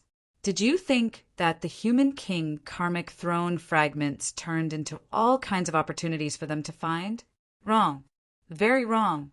The treasures turned into by the human king karmic throne fragments would randomly appear on the reincarnated ancient experts of the human tribe and be completely bound to them. Of course, because of the uniqueness of this group of people, the treasures turned into by the human king karmic throne fragments would not be refined by them. They were bound to them, but could not be used by them. In other words, these reincarnated ancient experts of the human tribe were equivalent to the storage of the human king karmic throne fragments. If the rest of the human tribe wanted to obtain the treasures turned into by the human king karmic throne fragments, there was only one way, and that was to kill these reincarnated ancient experts of the human tribe. Well, to put it more vividly, these reincarnated ancient experts of the human tribe were equivalent to the bosses of later games, and the human king karmic throne fragments were equivalent to the equipment dropped after killing the bosses. Oh, in this way, Feng Zichen's plan this time could be said to be a real-life virtual game. The young people of the human tribe were the players, and the reincarnated ancient experts of the human tribe were the bosses of the game. However, the difference between this game and virtual reality was that if someone died here, they would die for real. There was no doubt that the reincarnations of ancient experts were far stronger than their peers. It would not be easy for the younger generation of the human race to defeat them. They would have to put in 100 or 1,000 times more effort to do so. Even so, they might not be able to defeat the other party. Therefore, Feng Zichen wanted to give some help to the young people of the human tribe, so that they would have the capital to fight against the ancient experts. For example, he would give each of them a resurrection token, so that they would have a chance to start over again. People's potential was forced out. Sometimes, if people did not force themselves, they would not know where their limits were. Therefore, Feng Zichen decided to force these young people of the human tribe to see where their limits were. He believed that with the pressure of the reincarnated ancient experts, the young people of the human tribe would definitely work hard to cultivate and reproduce the attitude of the ancient humans of the human tribe to cultivate at all costs. As for not finding trouble with the reincarnated ancient experts and hiding in their own places to cultivate, was that possible? Feng Zichen had already said that he wanted to force the young people. So how could he give them a chance to slack off? If the young people did not go, then Feng Zichen had plenty of ways to force them to go. For example, in the name of heaven and earth, he could secretly reduce their lifespan. Either they would die of old age at home, or they would die without a doubt, or they would fight with the reincarnated ancient experts for a chance of survival. There were always more ways than difficulties.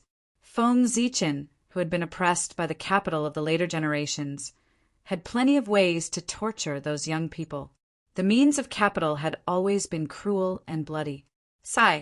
In order to let the young people of the human tribe cheer up, become motivated, and have a goal, Feng Zichen had also put in some effort. He thought that if the clansmen knew that their human emperor had secretly done so many things in order to motivate them, they would definitely be moved to tears. They would definitely be. A complete plan gradually appeared in his mind, but Feng Zichen did not implement it immediately. He had to make some preparations in advance to avoid any mistakes. However, before making these preparations, Feng Zichen still had a few things to do. He took out the Zichen sword and said to the Kunpeng ancestor inside, "Fellow Kunpeng, you are free." After saying that, Feng Zichen released the Kunpeng ancestor's innate, indestructible, true spirit. The treasures formed by the human king's karmic attainments would randomly appear on the reincarnated ancient experts of the human tribe and be completely bound to them.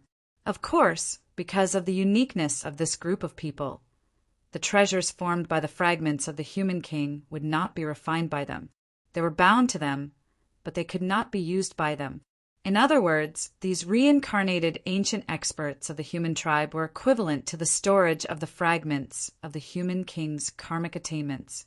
If the rest of the human tribe wanted to obtain the treasures formed by the fragments of the human king's karmic attainments, there was only one way, and that was to kill these reincarnated ancient experts of the human tribe. Well, to put it more vividly, these reincarnated ancient experts of the human tribe were equivalent to the bosses in the later games, and the fragments of the human king's karmic attainments were equivalent to the equipment dropped after killing the bosses. Oh, in this way, Feng Zichen's plan this time could be said to be a real-life virtual game. The younger generation of the human tribe was the players, and those reincarnated ancient experts of the human tribe were the bosses in the game. However, the difference between this game and virtual reality was that if someone died here, they would die for real. Those reincarnated ancient experts of the human tribe were undoubtedly far stronger than their peers. If the younger generation of the human tribe wanted to defeat them, it would not be easy. They would have to put in hundreds or thousands of times more effort. Even so, they might not be able to defeat the other party. Therefore, Feng Zichen wanted to give some help to the younger generation of the human tribe so that they would have the capital to fight against the ancient experts. For example, he could give each of them a resurrection token so that they would have a chance to start over again. A person's potential was all forced out. Sometimes, if one did not force himself, he would not know where his limits were.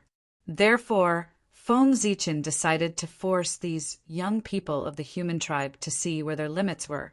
He believed that with the pressure of those reincarnated ancient experts of the human tribe, the younger generation of the human tribe would definitely work hard to cultivate and reproduce the attitude of the ancient human tribe when they were willing to risk everything to cultivate.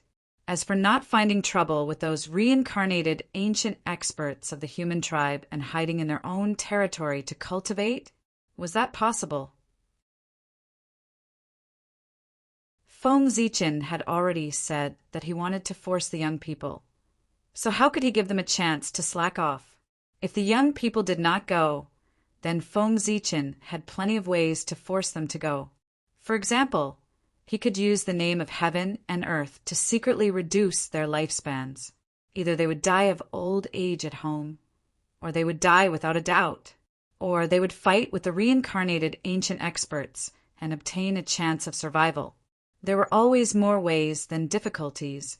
Feng Zichen, who had been oppressed by the capital of the later generations, had plenty of ways to torture those young people. The means of capital had always been cruel and bloody. In order to let the young people of the human tribe cheer up and become motivated and have a goal, Feng Zichen had also put in some effort. He thought that if his people knew that their emperor had secretly done so many things in order to motivate them, they would definitely be moved to tears. They would definitely be. He gradually had a complete plan in his heart, but Feng Zichen did not implement it immediately. He had to make some preparations in advance to avoid any mistakes. However, before making these preparations, Feng Zichen still had a few things to do. He took out the Zichen sword and said to the Kunpeng patriarch inside, "Fellow Kunpeng, you are free." After saying that, Feng Zichen released the Kunpeng patriarch's innate, indestructible, true spirit.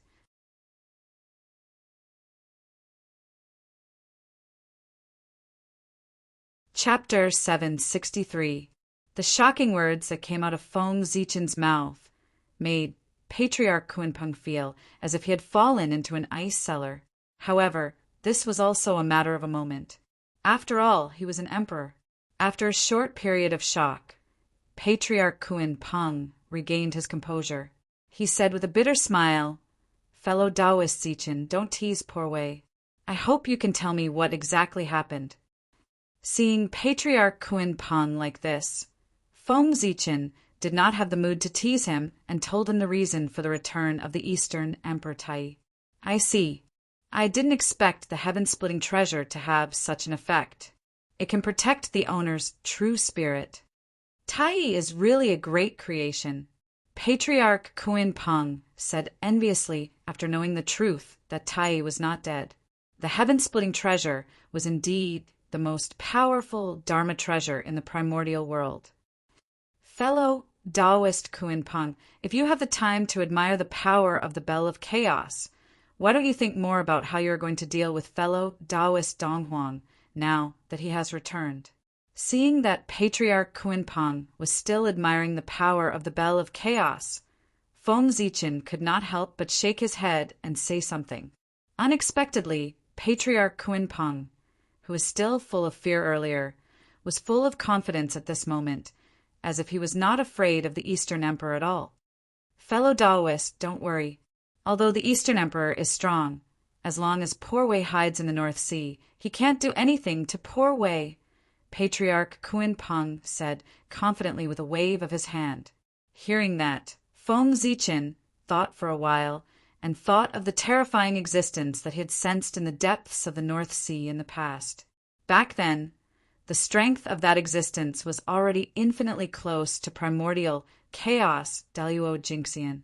Now, if nothing unexpected happened, he should have already stepped into this realm. The evidence was Patriarch Kunpeng's current performance.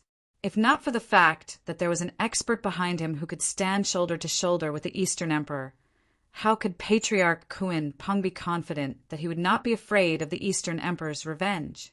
North Sea, North Sea. There was a great terror in the depths of the North Sea. There was an expert who was comparable to the sacred beast black tortoise. He was an expert who had walked his own Tao. He was of the same generation as Tao ancestor Hongjun. It's good that fellow Taoist is confident. However, there is one more thing that I would like to remind you of. Fellow Taoist, you must be careful of ancestor Hongyun. When he saw ancestor Rock being so confident, Feng Zichen couldn't help but remind him. What? Ancestor Hongyun? What happened to him? Could it be that he was resurrected as well? But how is that possible? How could the two saints of the West allow him to be resurrected?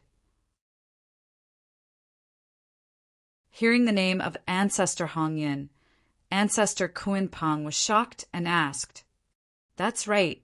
If I'm not wrong, Ancestor Hongyun should have been revived by the three Pure Ones. Therefore, fellow Taoist, you have to be careful when you do things in the future. Otherwise, you might be targeted by others." Feng Zichen nodded and said, he wasn't trying to scare Patriarch Kuinpeng, but it was the truth. Reviving the experts from the Antiquity Age was one thing. Reviving Ancestor Hongyun was another. Since they had used the 6 paths of reincarnation disc at all costs, how could the 3 Pure Ones only revive some experts from the Antiquity Age? Of course, it would be to maximize the benefits and revive some other people. For example, Ancestor Hongyun or Dong Wanggong. After reviving Ancestor Hongyun, Zhen Yuanzi, who was originally on Feng Zichen's side, would naturally turn around and return to the saint side. In order to repay the karma of his revival, Ancestor Hongyun would definitely stand on the same side as the 3 Pure Ones. Moreover, with the revival of Ancestor Hongyun, the 3 Pure Ones would have one more way to counterbalance the 2 saints of the West. With the revival of Ancestor Hongyun, the one who would suffer the most was definitely not Ancestor Kuinpeng, but the 2 saints of the West. The karma of becoming a saint would definitely be a headache for the 2 saints of the West. They would be the biggest obstacle to stopping Ancestor Hongyun's revival. It was no wonder that Ancestor Kuinpeng's first reaction when he heard that Ancestor Hongyun had been revived was that the 2 saints of the West would not allow him to be revived. Wasn't that creating trouble for himself? Reviving Ancestor Hongyun was killing 2 birds with 1 stone for the 3 Pure Ones. Therefore, while reviving the experts from the Antiquity Age, they wouldn't mind reviving Ancestor Hongyun at the same time. As for the feelings of the 2 saints of the West, since the beginning of time, the 3 Pure Ones had never cared about the feelings of the 2 saints of the West. Reviving Dong Wanggong was also a big move by the 3 Pure Ones. Their purpose was similar to reviving Ancestor Hongyun. Reviving Dong Wanggong was equivalent to winning over the Queen Mother of the West. Furthermore, if Dong Wanggong grew up, he could be used to restrain Dong Huang Tai. Alright, even if he couldn't restrain Dong Huang Tai, he could be used to restrain Hao Tian. After all, he was the leader of all the male immortals in the world and had the status of heaven and earth. Reviving the 2 of them was equivalent to winning over 2 of the most powerful great mediums in the Eldritch land. The 3 Pure Ones could be said to have profited greatly from this deal. Hiss, you really didn't lie to poor Wei? Looking at Feng Zichen's solemn expression, Ancestor Kuinpeng could not help but gasp. This was because he knew that Feng Zichen was not joking. It was true. Ancestor Hongyun had really been revived. At this moment, Ancestor Kuinpeng finally started to panic. He was not afraid of Dong Huang, but with Zhen Yuanzi and Ancestor Hongyun, his life would be in danger. My friend Kuinpeng, even I can't help you with this matter. However, although I can help you, I know that your only way out is in the netherworld. That's the only place where someone can protect your life. You should understand what I mean. After scaring Ancestor Kuinpeng for a long time, Feng Zichen finally pointed out a way for him to survive after seeing his terrified expression. The netherworld. At this moment, under the threat of Dong Huang Tai, Jin Yuanzi, and Ancestor Hongyun, Even Ancestor Hunming could not save Ancestor Kunpeng's life. However, with the help of Goddess Hutu, it was possible. Moreover, Goddess Hutu was not the only one in the netherworld. Ancestor Mingi was also in the netherworld. Back then, Ancestor Kunpeng was not the only one who killed Ancestor Hongyan. Ancestor Mingi was also there. To be precise, without Ancestor Mingi's 2 innate killing swords, Ancestor Hong Yun might not have died. After Ancestor Hong Yun came back to life, if he wanted to take revenge, he would not only look for Ancestor Kunpeng, but also Ancestor Mingi. It could even be said that Ancestor Hong Yun hated Ancestor Mingi more than Ancestor Kunpeng. After all, there was hatred between Ancestor Hong Yun and Kunpeng. However, there was no hatred between him and Ancestor Mingi. Ancestor Hong Yun was killed for no reason. One could imagine how much Ancestor Hong Yun hated Ancestor Mingi. The netherworld. After muttering silently, Patriarch Kunpeng replied, "I understand what you mean, fellow Taoist. If things don't work out, I don't mind making a trip to the netherworld." Ancestor Kunpeng said it casually. However, when he said it, he struggled in his heart. It was not difficult for him to ask Ancestor Mingi for help. However, as the monster master of the monster race, it was not easy for him to ask for Goddess Hutu's protection. This was also the reason why the monster race of the North Sea did not become enemies with the sorcerer race. Otherwise, Ancestor Kunpeng would not have asked for help from Goddess Hutu. If he really became enemies with the sorcerer race, he would not have lived until now. During the battle between the sorcerer race and the monster race, the moment Ancestor Kunpeng escaped, Goddess Hutu would have killed him. As there was no hatred between them, she let him go. "Sai, my friend, I'll take my leave." After sighing, Ancestor Kunpeng clasped his hands at Feng Zichen. With a leap, he turned into a huge golden rock and disappeared in front of Feng Zichen. If Ancestor Kunpeng wanted to ask for Goddess Hutu's protection, he would have to pay an unimaginable price. However, what did that have to do with Feng Zichen? He chose his own path. Who asked Ancestor Kunpeng to walk on a narrow path? One wrong step led to many wrong steps. Ancestor Kunpeng could only blame himself for ending up in such a situation. He could not blame anyone else. Hong Yin Dong Wang Gong. 3 pure ones, your methods are getting better and better. After Ancestor Kunpeng left, Feng Zichen looked at the river of time and space with his Dharma eye. As expected, he did not find any traces of Ancestor Hong Yin and Dong Wang Gong. It was as if the two of them had never appeared in the primordial world. There were no traces of them in the river of time. Obviously, the traces of their existence had been secretly taken away by the 3 pure ones and became the basis for their resurrection. That was the bad thing about the great divine ability. They did not necessarily need a true spirit to resurrect them. As long as a thought still existed or a memory was left in the world, they could be resurrected. Such a person was really too difficult to kill completely. There was a deep reason why the 3 pure ones chose to resurrect the 2 of them. Apart from attracting the 2 top existences, Zhen Yuanzi and the Queen Mother of the West, it was more to target the human race. Ancestor Hong Yin and Dong Wang Gong were probably the 3 pure ones' last resort to deal with Feng Zichen. The 20% of the human race's fate that was taken away by the Grand Pure One would also be used on the 2 of them. That was because the 2 of them could replace Feng Zichen and become the new human emperor of the human race. If other great divine ability reincarnated into the human race, they would not be recognized by the human race's fate even if they were extremely talented. Then they would not be able to become the human emperor of the human race. However, Ancestor Hong Yin and Dong Wang Gong were different. Their identities were simply too special. Firstly, it was Ancestor Hong Yin.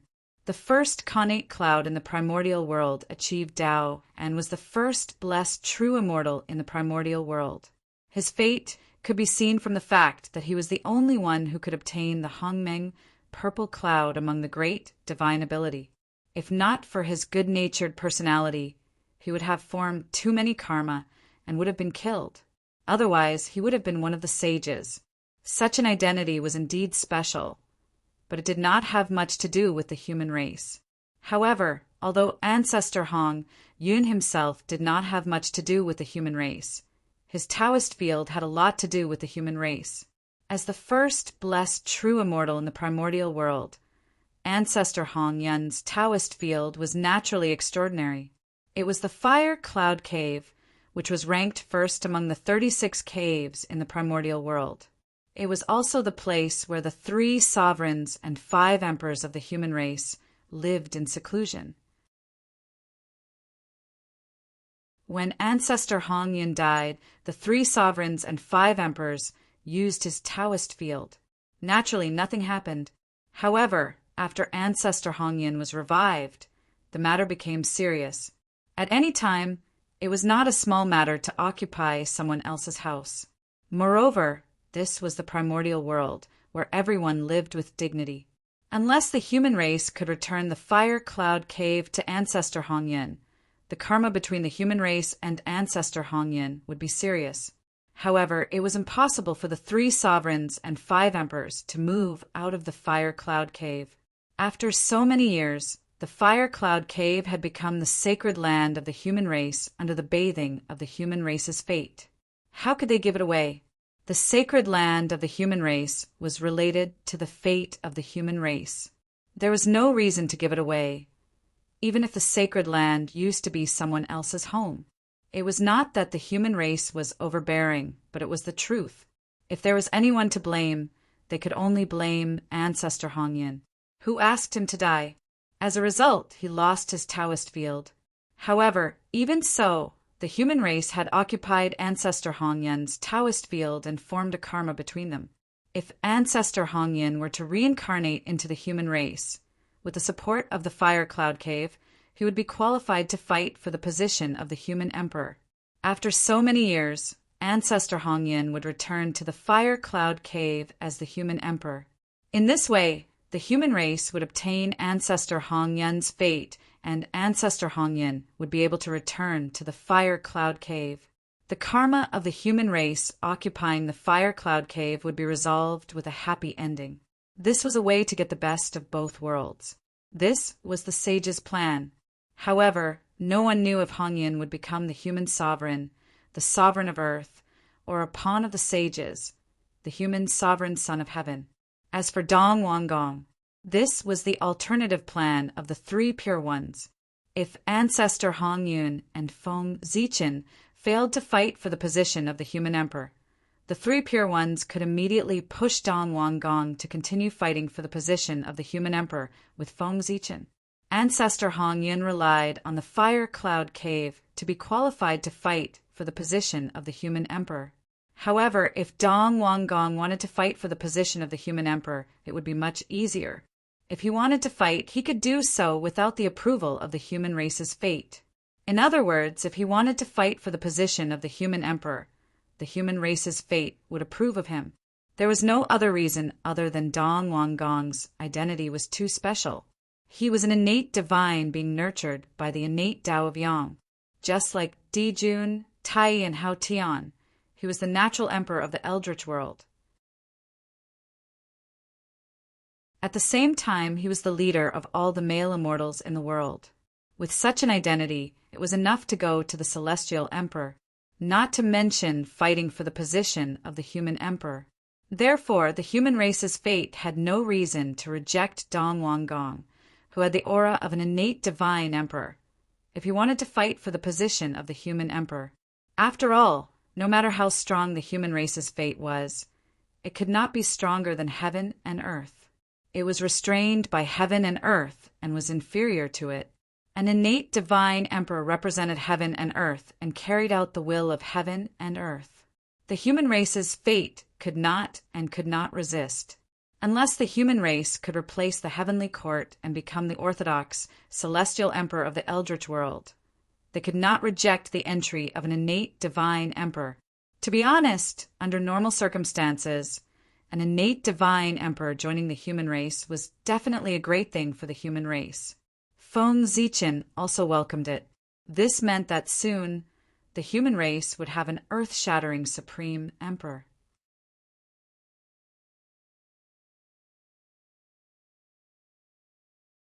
Chapter 764. However, how could Feng Zichen welcome someone like Teng Wangkang, who had joined the human race with ulterior motives? Who knew if he was here to become the supreme human emperor or the human emperor's son of heaven? If Teng Wangkang became the human emperor and turned to the saint, wouldn't the efforts of Feng Zichen and the previous human emperors be in vain? After the 5 emperors, the human race no longer needed human emperors from other races. There were countless heroes in the human race. Couldn't they pick out 1 or 2 human emperors? Did they need to borrow people from other races? It was ridiculous. Han Yun, Teng Wangkang, since the 2 of you have chosen to be enemies with the human race, don't blame me for being ruthless. Please die again. At this moment, thinking of the saint's plan, Feng Zichen couldn't help but want to kill the 2 of them.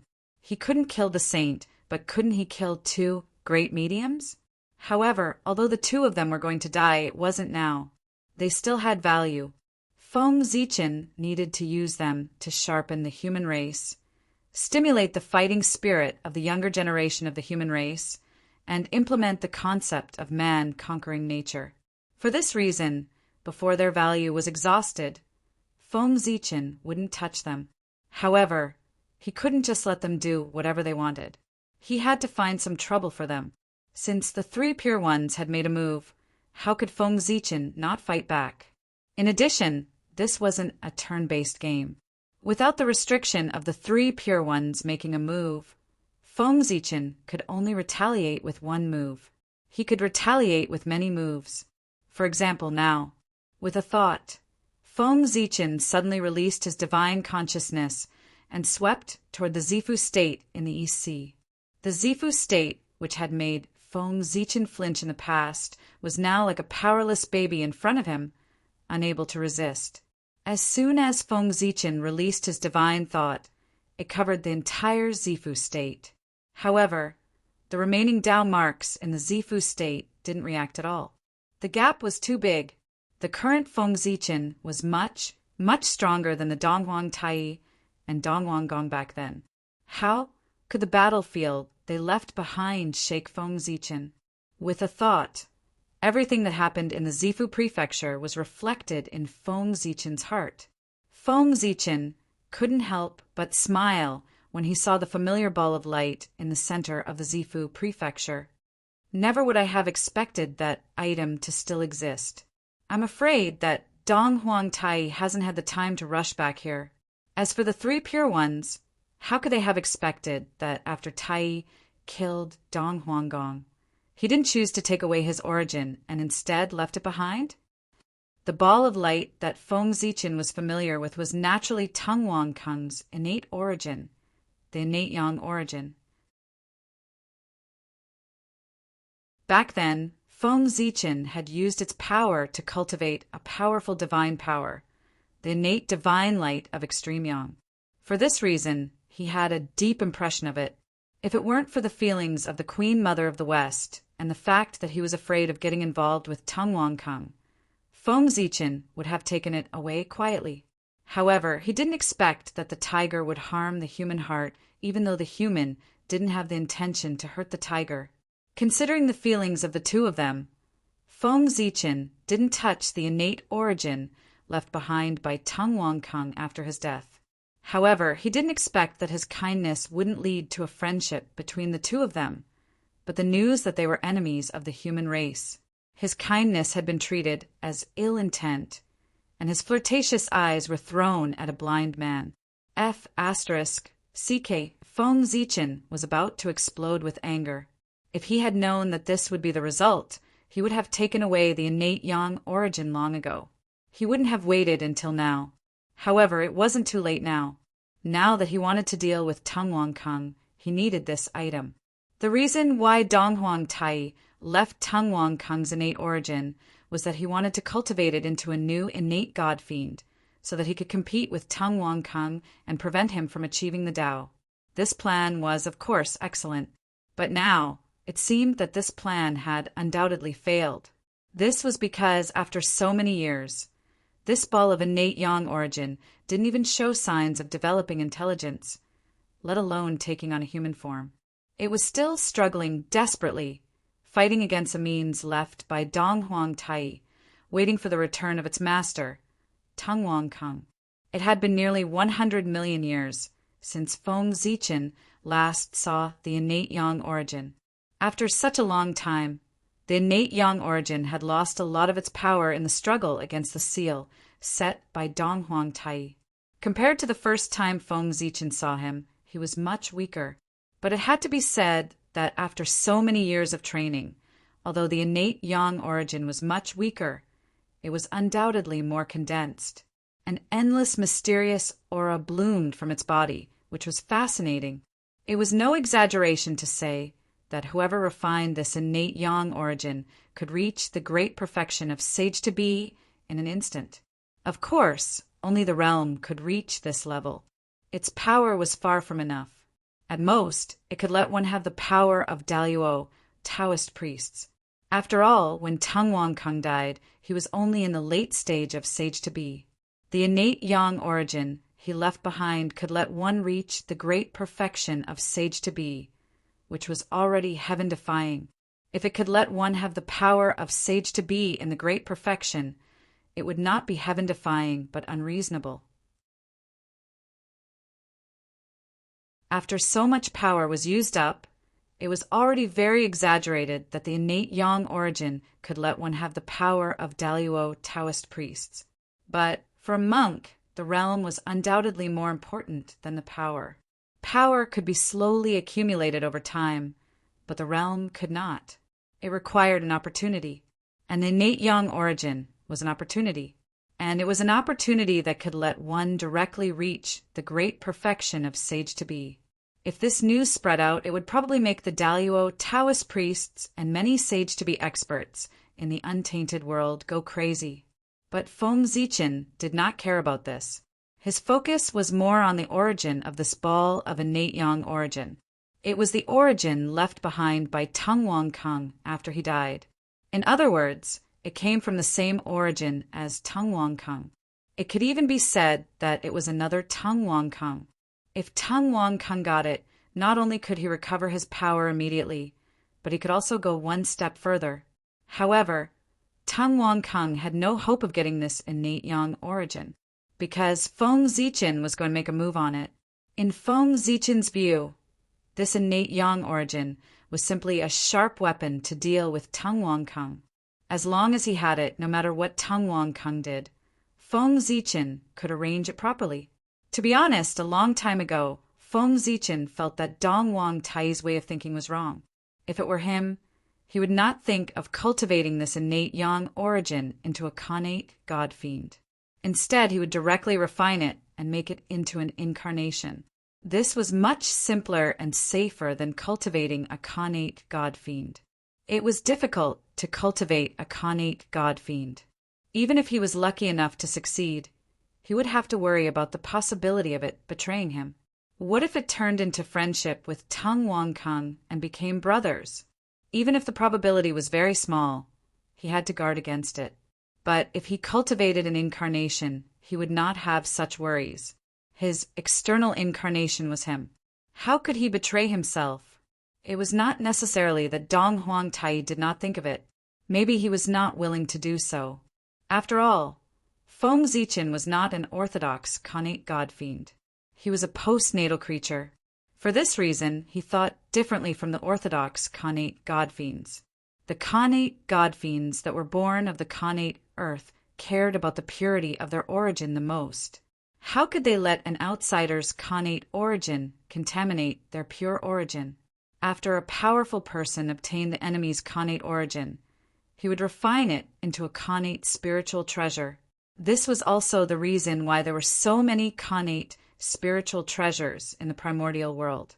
A Daluo Taoist priest's origin could be refined into a connate spiritual treasure. Daluo Taoist priests were immortal and indestructible. One could obtain a connate spiritual treasure every time they were killed. According to this calculation, in theory, a Daluo Taoist priest could be turned into countless connate spiritual treasures. There was nothing wrong with this. Of course, no Daluo Taoist priest would be so miserable. Just like Di Jun's resurrection of Tai, he did not use so many connate origins himself. Instead, he spent a lot of effort to trace them back to their origin before giving them to Tai to use. His goal was to maintain the purity of the origin. Feng Zichen was different. As a postnatal life form, as long as it was beneficial to his body, he dared to refine it no matter what it was. He did not care about the purity of the origin at all. This was very pragmatic. Of course, the Donghuang Tai did not refine the connate yang origin because he did not like it. How could someone as arrogant as Tai touch an outsider's connate origin? It was good that Tai did not refine it. Wouldn't this benefit Feng Zichen? If Tai had refined this ball of connate yang origin, how could Feng Zichen have the chance now? With a thought, Feng Zichen raised the human Tao imperial seal and directly took away the ball of connate yang origin. During this time, he did not encounter any resistance. Perhaps there was resistance. It was just that under his invincible power, he could not feel that weak resistance. How could a human feel the resistance of an ant?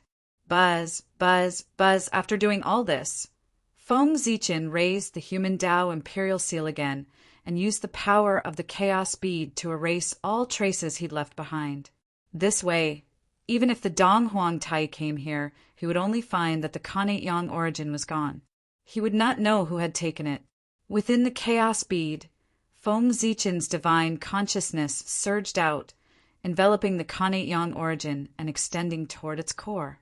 Such a large movement naturally awakened the mark that the Donghuang Tai had left in the connate yang origin to monitor its movements. The figure of a majestic emperor slowly appeared. However, after the emperor appeared, before he could speak, Feng Zichen's divine consciousness crushed him into pieces. Even if the Donghuang Tai himself came, he might not be Feng Zichen's match. Not to mention this was a mark he'd left behind before he'd attained Tao. Naturally, it collapsed at the first touch. When one's strength reached Feng Zichen's level, refining an avatar was not as troublesome as before. He only needed to brand his true spirit mark on it to declare success. And with the power of the connate yang origin, it could not resist Feng Zichen. Therefore, Feng Zichen quickly finished imprinting his true spirit mark on it. Feng Zichen could not help but smile when he sensed that a great life was being nurtured in the innate yang origin. From now on, you are Tungwang Kung. That's right. Feng Zichen named his new avatar Tungwang Kung. He wanted to use this avatar to seize everything of Tungwang Kung and completely replace him. The relationship between Tungwang Kung and the connate yang origin could be described as two sides of the same coin. They were originally one. Feng Zichen's avatar was refined from the connate yang origin, so there was nothing wrong with calling it Tungwang Kung. Tungwang Kung was a Taoist name and an honorable position. Since the real Tungwang Kung had fallen, everything related to him could inherit this honorable position. Tungwang Kung's origin had taken form and inherited Tungwang Kung's Taoist name. This was a kind of inheritance in itself. There was no problem. The Way of the Heavens also recognized it. As for whether the real Tungwang recognized it or not, he had to appear. The current Tungwang Kung had already reincarnated into the human race. He was a postnatal creature. Before he got rid of his identity as a human, he could not use the name Tungwang Kung. Reincarnating into the human race meant that he had temporarily given up his identity as Tungwang Kung. This was originally nothing because it was originally his.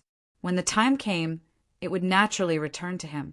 However, Tungwang Kung would never have dreamed that when he reincarnated into the human race and temporarily gave up his identity as Tungwang Kung, another him would appear out of nowhere and inherit everything of Tung Wang Kung, becoming the new Tung Wang Kung. No, it was not new. The origin was the same. How could it be called new? In the eyes of everyone, they would only think that Tung Wang Kung had returned from the tribulation, not that someone was impersonating him. When Feng Zichen's plan was completed, his clone would be the real Tung Wang Kung. He would inherit Tung Wang Kung's luck, karma, hatred, connections, and everything. And the real Tung Wang Kung would become a member of the human race. Because his identity was all inherited by Feng Zichen, the 3 words Tung Wang Kung had nothing to do with him. He no longer had a previous life. This life of the human race was his new beginning. This was called taking drastic measures. If Tung Wang Kung wanted to fight for the position of the human emperor, then let him fight for it. Feng Zichen did not care at all, because he had already erased Tung Wang Kung from the root and completely replaced him. When Tung Wang Kung reached the end and suddenly looked back, he would find that his past had been replaced by another him. That scene would be very exciting, becoming an enemy of the human race. It would be the biggest nightmare of Tung Wang Kung's life. He would not die, but his ending would be worse than death, because he would no longer be himself. After arranging Tung Wang Kung's future, Feng Zichen looked at Ancestor Hongyan. After thinking about it, he did not have a good way to deal with him. After all, this person really had karma with the human race. After thinking about it again and again, Feng Zichen finally decided to let Ancestor Mingi deal with Ancestor Hongyan. There should be a conclusion to the karma between the two. Putting aside the matter of Ancestor Hongyan, Feng Zichen pondered for a moment and took out a blood-red altar.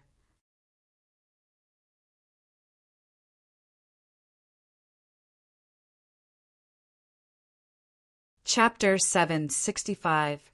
The blood altar was a treasure that Feng Zichen had specially built to revive the fallen masters of the human clan. After countless years, the masters of the human clan who had died in the ancient demon clan's massacre, except for those who had died in the hands of Di Juntai, had almost all been resurrected by him.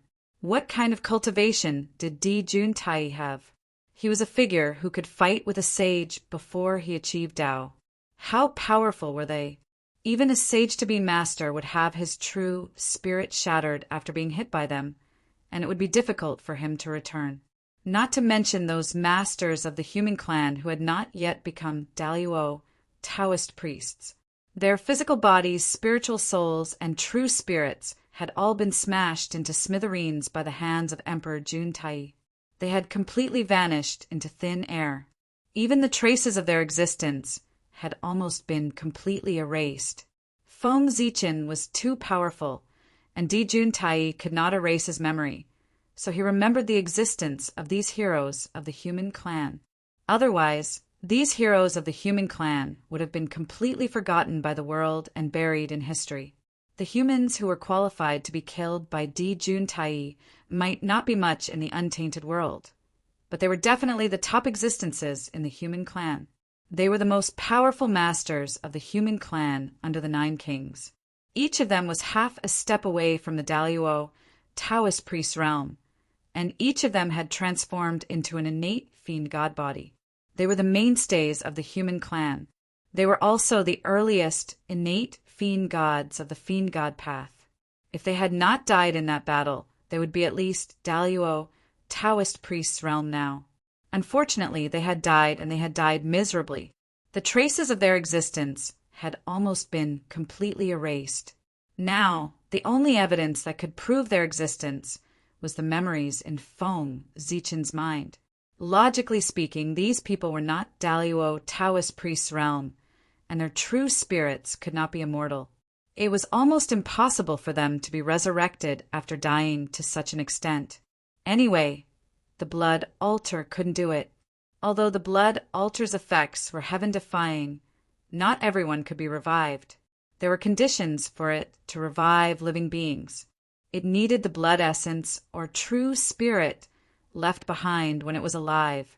At the very least, a strand of fresh blood would do. However, These heroes of the human clan didn't leave anything.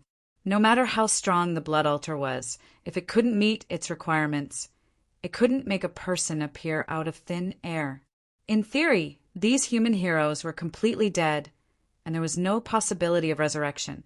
However, Feng Zichen was simply too powerful. With the memory in his mind, he distorted the boundary between reality and illusion, causing them to overlap. He actually reflected the heroes of the human race that only existed in his memory in reality. Under Feng Zichen's power, the traces of those human heroes who had disappeared long ago slowly reappeared. Everything was going back on the right track. Then, after countless years of nurturing, their true spirits slowly reunited. Now, at this moment, it was almost time for these human heroes to return. Originally, Feng Zichen planned to resurrect them in their peak state and then send them to the Realm Sea to gain experience and conquer thousands of worlds in order to find an opportunity to break through the Daluo Taoist priest's realm. But now, with the turmoil of the human clan, Feng Zichen changed his mind. He wanted to leave these human heroes in the Eldritch world and let them reincarnate into the human clan to start all over again. The younger generation of the human clan might not be a match for the reincarnated ancient experts, but the reincarnation of these human heroes definitely could. This was because they had already completed an incredible transformation in ancient times. They had transformed from ordinary postnatal living beings into innate god fiends. Perhaps some of the ancient experts who had reincarnated into the human race had been killed by the heroes of the human race. It was really hard to say. Buzz, buzz, buzz in Feng Zichen's hand, the blood altar suddenly operated. Rays of blood-red light bloomed from it, illuminating the entire void and illuminating an eerie and ominous atmosphere. Then many illusory figures were projected from the blood altar and landed on the land of the human race. These shadows were the heroic spirits of the ancient human heroes. Now they had left the blood altar and rushed to the human clan's land to be reincarnated into the human clan. Since they were the ancient human heroes, their treatment was naturally incomparable to that of ordinary people. The process of their reincarnation was all arranged by Feng Zichen. They didn't need to go through the 6 paths of reincarnation. After the human heroes arrived on the human clan's land, they didn't enter their mortal bodies. Instead, they stayed in the air and merged with the surrounding innate qi. At the same time, in the boundless starry sky, Zhouxing trembled inexplicably. Starlight hung down and matched with the human heroes, helping them to condense their bodies. Feng Zichen wanted them to be born as innate humans. They were already innate gods and heroes of the human clan. It would be too much to ask them to start over as innate gods and demons. Therefore, Feng Zichen arranged for them to be innate humans. A higher starting point was entrusted with Feng Zichen's good wishes for them. He wished them to achieve even greater things. Right, innate life forms weren't enough. Feng Zichen even drew upon the power of Zhouxing and bestowed them with star fate. Born as innate humans, this identity could be said to be the top innate spirits, second only to innate gods and demons. My fellow Taoists, your resurrection this time is to witness the beginning of your glory. If you are interested in the position of human king, do your best to take it in your hands and fulfill the unfulfilled dream of the ancient times. Become a supreme human king. Looking at the human heroes who are condensing their bodies, Feng Zichen looked at them expectantly for a while before slowly looking away. To them, Feng Zichen was always a little different. After all, they were all his fellow Taoists. They had grown up together, struggled together, and fought side by side with each other. Now, it was a kind of comfort to be able to see them again. After making arrangements for his former fellow Taoists, Feng Zichen didn't take back the blood altar. Instead, he placed it in the void and fiddled with it seriously. He was going to resurrect a big guy. No, that wasn't right. He was trying to resurrect an incomparably ancient existence. Or rather, He planned to summon the mark of that incomparably ancient existence and see if he could replace it, just like his incarnation had replaced Tang Wangkang. The existence that Feng Zichen wanted to resurrect was incomparably ancient and noble. Its origin could be traced back to the beginning of the world. Its name was Yin Yang Ancestor. It was born at the beginning of the world and was an innate saint born from the Tao of Yin and Yang. Its antiquity was beyond imagination. It was the first batch of living beings born after the primordial world was born. Although it wasn't the first to be born like Tao Ancestor Hongjun, it was still one of the top 10 living beings born in the primordial world. The Tao of Yin and Yang, the principles of movement and stillness, the wonders of Taiji. Its Tao contained everything and contained all living beings. As an innate saint born from the Tao of Yin and Yang, the power of Yin Yang Ancestor could be imagined. However, very few people in the primordial world knew about such a powerful existence like him. Everything about him was covered up by someone with great magic power. The reason was that Yin Yang Ancestor was dead.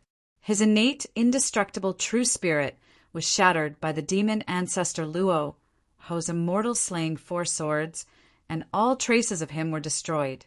At the same time, the demon ancestor Luo Ho used the destiny of the demonic path to suppress the Yin Yang ancestor's true spirit fragments, completely cutting off his possibility of resurrection. It was possible to resurrect the Yin Yang ancestor as long as the destiny of the demonic path was broken. However, how difficult was it to break the destiny of the demonic path? This was something that was almost impossible. As the saying goes, if evil thoughts were not eliminated, the demonic path would exist forever. Unless the primordial world was destroyed, the demonic path would never be destroyed. It might be weakened, but it would never be destroyed. The Yin Yang ancestor's innate, indestructible true spirit was suppressed by the destiny of the demonic path and would never have the chance to escape. It was equivalent to completely perishing. Of course, in order to suppress the Yin Yang ancestor, the demon ancestor Luo Ho had paid a price. After completely suppressing the Yin Yang ancestor, the demonic path permanently lost part of its destiny. This was also the reason why the demonic path could never prosper. Destiny was not complete. Even if it did, it could not last long. The Yin Yang ancestor could force the demon ancestor Luo Ho to pay such a huge price to completely kill him. It was clear how much the demon ancestor hated him. How could he not hate him for destroying his sect? The Yin Yang ancestor was not only the oldest innate saint in the primordial world, but he was also one of the founders of the celestial Tao of the celestial sect. His position in the celestial sect was second only to the Hongjun ancestor, and he was the second most important person in the celestial sect. In the early primordial era, when the chaos of the primordial beasts had just passed, the 3 oldest innate god fiends, Tao Ancestor Hongjun, Tao Ancestor Yin Yang, and Tao Ancestor Qin, practiced the celestial Tao together on Mount Yujing and opened the celestial sect. At that time, feeling the power of the 3 innate god fiends, a group of innate god fiends chose to become their followers. And this was the original celestial sect. These 3 people, Tao Ancestor Hongjun, Tao Ancestor Yin Yang, and Tao Ancestor Qin, were also called the 3 founders of the celestial Tao by the disciples of the celestial sect. In the great war of the immortals and demons at the end of the primordial era, it was the Yin Yang ancestor and Tao ancestor Qin who joined forces to break through the gates of the demonic path. They overturned Mount Meru and destroyed the foundation of the demon ancestor Luo Ho. It was because of this that the demon ancestor Luo Ho hated the 2 of them to the core and wanted to completely kill them at all costs. One of the 3 founders of the celestial sect, one of the 2 best friends of Tao ancestor Hongjun, and one of the people the demon ancestor Luo Ho hated the most. This kind of background was indeed astonishing. However, that was not the reason why Feng Zichen wanted to revive him. Feng Zichen's motive for reviving the Yin Yang ancestor was very simple. It was to deal with the Grand Pure One. More accurately, It was to plot against the Grand Pure One's heaven-opening treasure, the Taiji painting. It was not enough to snatch the heaven-earth mysterious yellow pagoda. Feng Zichen also wanted to snatch the Taiji painting from the Grand Pure One. Since he could not kill the Grand Pure One, Feng Zichen planned to teach the Grand Pure One an unforgettable lesson so that he would know that the human race was not so easy to plot against. He believed that the loss of the Taiji painting would definitely be remembered by the Grand Pure One for the rest of his life. That idea was indeed good, but it was almost impossible to snatch the Taiji painting from the Grand Pure One. The Grand Pure One was not made of clay. How could he allow the Taiji painting to be snatched away? Moreover, the Taiji painting had been in his hands for so long. It had long been refined by him to the point of being sentient. Just like that, if the Taiji painting could still be snatched away by outsiders, the Grand Pure One might as well commit suicide. It was too embarrassing. Although that was the case, nothing was absolute. To others, it was impossible to snatch the heaven-opening treasure, the Taiji painting, from the Grand Pure One's hands. However, it was not necessarily the case for the Yin-Yang Patriarch. That was because the original owner of the Taiji painting, one of the three heaven-opening treasures, was the Yin-Yang Patriarch. It could even be said that the Taiji painting was the Yin-Yang Patriarch's lifelong treasure. After all, the Yin-Yang Patriarch was one of the greatest Khanate saints. He was directly nurtured by the origin of the world. It was not strange that he was accompanied by the Taiji painting. After the Yin-Yang Patriarch died, Tao ancestor Hongjun took away the Taiji painting and gave it to the Grand Pure One not long after.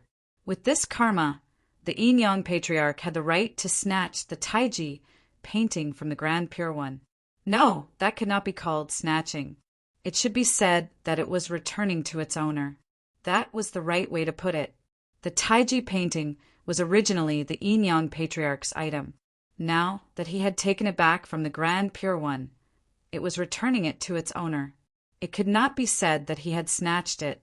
Moreover, if the Yin-Yang Patriarch went against the Grand Pure One, no matter how selfish Tao ancestor Hongjun was, he would not do anything to him. There was also karma between the two of them. At most, they would not help either side. This plan was very feasible. In the void, the blood altar was operating crazily. Rays of blood light swept out and entered the primordial world, collecting the aura left behind by the Yin-Yang Patriarch. As the blood altar operated, the Khanate Yin-Yang Qi floating above the altar became clearer and clearer. This Khanate Yin-Yang Qi came from the Yin-Yang Patriarch. Feng Zichen asked for it from the ancestral Gregon. He did not know where he got it from. Perhaps the ancestral Gregon also wanted to replace the Yin-Yang Patriarch and then use it to plot against Tao ancestor Hongjun. However, in the end, when he saw that he could not revive the Yin-Yang Patriarch, he gave up on this plan.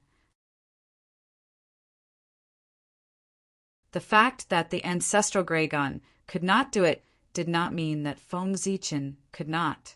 This was not because he was more outstanding than the ancestral Gregon, but because he had someone in the demon sect. The ruins of the End and the mental demon, the new sect master and grand elder of the demon sect. In other words, the first and second leaders of the demon sect were Feng Zichen's men. If not for that, he was not confident that he could revive the Yin-Yang Patriarch. If he could revive the Yin-Yang Patriarch with the blood altar alone, he would be underestimating the means of the demon ancestor Rahu. Completely killing was not just a matter of words. If he wanted to revive the Yin-Yang Patriarch, he had to use special methods. Seeing that the Khanate Yin-Yang Qi on the blood altar was not increasing, Feng Zichen knew that the blood altar had reached its limit. At this time, he had to use other methods. With that thought in mind, Feng Zichen contacted the ultimate void and the mental demon, letting the two of them shake the destiny of the demon sect.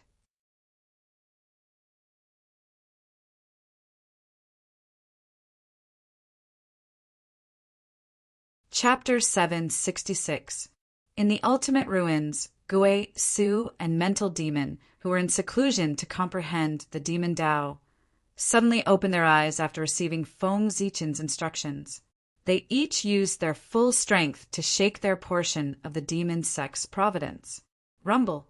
At this moment, the demon sect's providence shook.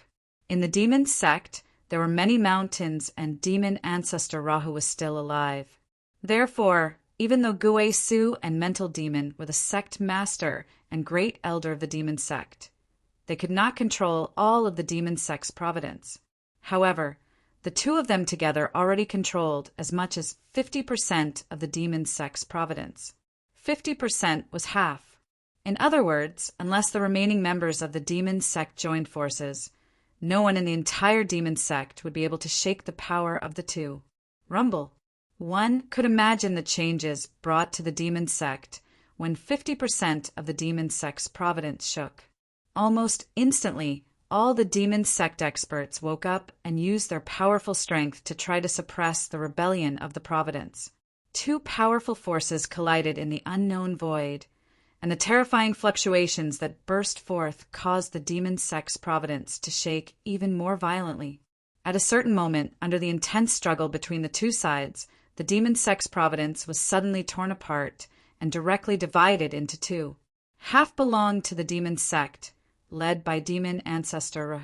The other half belonged to the sky demon sect, led by Gui, Su, and Mental Demon. The moment the demon sect's providence was torn apart, a flaw suddenly appeared in the indelible seal in the deepest part of the demon sect. Although that flaw disappeared in the blink of an eye, it was quickly repaired. However, that 1/1000th of a second was enough for Feng Zichen to seize the opportunity. Almost at the same time, the power that Feng Zichen stored in the blood altar, which was enough to revive a half-step primordial chaos expert, disappeared. At that moment, the blood altar suddenly shook, and its entire body emitted a dense blood light that could not be dissipated. With this guidance, an extremely small fragment of the true spirit flew out of the seal of the demon sect's providence and landed on the blood altar. This was the true spirit fragment of the Yin-Yang ancestor. Normally, Tao ancestor Hongjun, as the #1 expert in the primordial world, would naturally sense the appearance of the Yin-Yang ancestor's connate, indestructible, true spirit fragment. There was almost no concealment. However, Tao ancestor Hongjun had also lost control of the primordial world and could not sense the appearance of the Yin-Yang ancestor's true spirit fragment. To others, the heavenly Tao hiding from the world was just losing the ability to deduce the heavenly secrets. But to Tao ancestor Hongjun, it was losing control of the world. This was the price of Tao unification. Was the same as the Tao. Tao integration brought so many benefits to Tao ancestor Hongjun. So how could there be no price? This was the Tao of heaven's Tao. As for the demon ancestor Rahu, logically speaking, he should have sensed such a huge change in the demon sect's providence at the first moment. Unfortunately, in order to break through to the peerless zenith heaven golden immortal realm, fiend ancestor Rahu had gone to the outer realm chaos and completely lost contact with the primordial world. He was God sense. It was also because of this that Feng Zichen had the guts to plot against the Yin-Yang ancestor. Otherwise, he would take the risk of provoking the two most powerful existences in the primordial world to plot against the Grand Pure One. He dared to do this because he was confident, after obtaining the Yin-Yang ancestor's connate true spirit fragment, Feng Zichen used all his strength to destroy the Yin-Yang ancestor's consciousness in the fragment. He had spent so much effort not to resurrect the Yin-Yang ancestor, but to impersonate him. If he accidentally resurrected the Yin-Yang ancestor, Feng Zichen would be a fool. Boom, a majestic divine thought surged out and directly refined the Yin-Yang ancestor's connate, indestructible, true spirit fragment. After all, the Yin-Yang ancestor's background was noble and ancient. However, when he died, his cultivation was only half a step into the primordial chaos realm. Compared to Feng Zichen, who was infinitely close to the seventh heaven of primordial chaos, there was still a huge gap.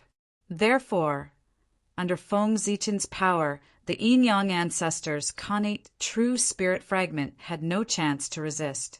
Almost instantly, the consciousness was destroyed by Feng Zichen and replaced with his own. Very good. Feng Zichen could not help but nod when he felt that he had completely grasped the fragment. Then his figure flashed, and he came to the core of the heaven-earth mysterious yellow pagoda, where the merit of creation was. He had only refined a fragment of the connate true spirit. It could only be said that he had completed the first step to replacing the yin-yang ancestor. He was still far from success. A fragment of the connate true spirit was nothing. At least he had to condense the yin-yang ancestor's connate true spirit. And this was where the real trouble lay. As the fragment of the connate true spirit continued to transform into a complete true spirit, more and more imprints of the yin-yang ancestor would gather in the process.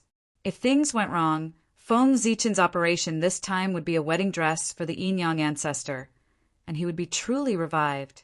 But how could Feng Zichen allow this to happen? He deliberately chose the core of the heaven-earth mysterious yellow pagoda to revive the yin-yang ancestor. He wanted to use the power of the merit of creation to find out what was wrong. He might make a mistake alone, but with the merit of creation, there was no way he could make a mistake. If the yin-yang ancestor had the ability to hide from Feng Zichen and the merit of creation, he would not have died at the hands of the demon ancestor, Luoho. Boom! The blood altar operated again. The yin-yang ancestor's connate true spirit fragment in the center of the altar recovered at a speed visible to the naked eye. Seeing this, Feng Zichen made a series of hand seals and inserted his true spirit imprint into the fragment. At the same time, he also wiped out the yin-yang ancestors that was surging in from the outside. As the fragment of the true spirit grew, a wave of unfamiliar memories surged into Feng Zichen's consciousness. It was the memories of the yin-yang ancestor. At the same time, this action also showed that Feng Zichen was gradually replacing the yin-yang ancestor. Buzz, buzz, buzz. On the side, the merit of creation suddenly trembled and rippled with circles of purple brilliance, enveloping Feng Zichen. Inexplicably, the barrier between Feng Zichen and the yin-yang ancestor's true spirit completely disappeared. At this moment, he was the yin-yang ancestor, and the yin-yang ancestor was him. Not to mention Dao ancestor Hongjun. Even the yin-yang ancestor would not be able to distinguish the real from the fake. The merit of opening the heavens was just that powerful. Just as Feng Zichen was replacing the yin-yang ancestor step by step, a dispute suddenly broke out in Kunlun Mountain. Fellow Taoists, what is the meaning of this? Are you really planning to force us two martial brothers to have a falling out with you all? In the Jade Mirage Palace, Saint Jain, who had always been merciful, showed a rare expression of anger and asked the three pure ones aggressively. Behind him, Saint Juan-Ti also looked angry. He stared at the three pure ones with hatred and looked like he would attack at any moment. They were really angry. They had never been so angry before. It had always been them stabbing others in the back. They did not expect to be stabbed in the back today. That's right, Juan-Ti and Saint Juan-Ti knew that Ancestor Hong Yun had been resurrected. Such a big thing could not be hidden at all. Of course, the three pure ones did not want to hide it. Seeing that the two of them were angry, Saint Taiching frowned and explained, "Fellow Taoists, don't be angry. The poor way is doing this for your own good." However, it would have been better if he did not say it. Once he did, Saint Juan-Ti exploded. For our own good. Resurrecting fellow Taoist Hongyun is also for our own good? In that case, shouldn't the two of us thank you properly, fellow Taoists? Saint Juan-Ti jumped out from behind Saint Jain and said, sarcastically, "Junior brother, shut up." However, before the three pure ones could speak, Saint Jain, who was beside him, reprimanded him. Compared to Saint Juan Ti, Saint Jia calmed down after hearing Saint Taiching's words. He retreated with Saint Juan Ti and bowed to Saint Taiching. He asked, "Eldest senior brother, what you said about resurrecting fellow Taoist Hongyun is for our own good. May I know where the word good comes from?" Seeing that Saint Jia was polite, Saint Taiching could not continue to tease him. He explained, "The poor way observes that the two fellow Taoists from the West have been trapped in fellow Taoist Hongyun's karma for a long time and can't escape. Therefore, the poor way intends to use this opportunity to help the two fellow Taoists and the karma between them and fellow Taoist Hongyun in one fell swoop." Hearing that, Saint Jia asked respectfully, "Why do you say that?" Saint Taiching smiled and continued, "The karma between the two of you and fellow Taoist Hongyun is the karma of becoming a saint. It's naturally difficult to end it using ordinary methods. However, there's an opportunity now." "Oh!" Saint Jia seemed to have understood something. However, before he could think carefully, the Grand Pure One pointed in the direction of the human emperor's hall and said, "That's right, it's the position of the human emperor." Hearing that, Saint Jia and Saint Juan Ti felt as if thunder had exploded in their minds. They were instantly enlightened. They understood what the Grand Pure One meant. The position of the human emperor was a karma position that was comparable to the position of the saint. If they worked together to push Hongyun to the position of the human emperor, they would be able to stand shoulder to shoulder with the saint. Then the karma between the two of them and Hongyun would naturally be resolved. The Grand Pure One's plan was really wonderful. It made the two saints, Jia and Juan Ti, understand. The problem that had troubled the two of them for many years was resolved just like that. For a moment, the two of them felt that it was unreal. Then, the two of them silently deduced. When they felt that the plan was completely feasible, they calmed down again.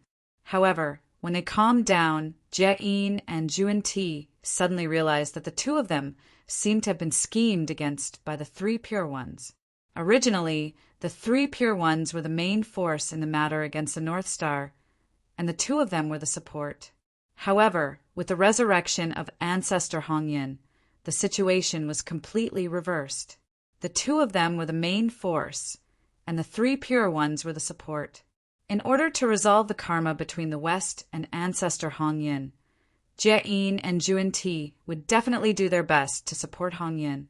It was not an exaggeration to say that they would push Hongyun to the position of the human emperor at all costs. That was because the two of them had no way out. This karma had dragged on for too long.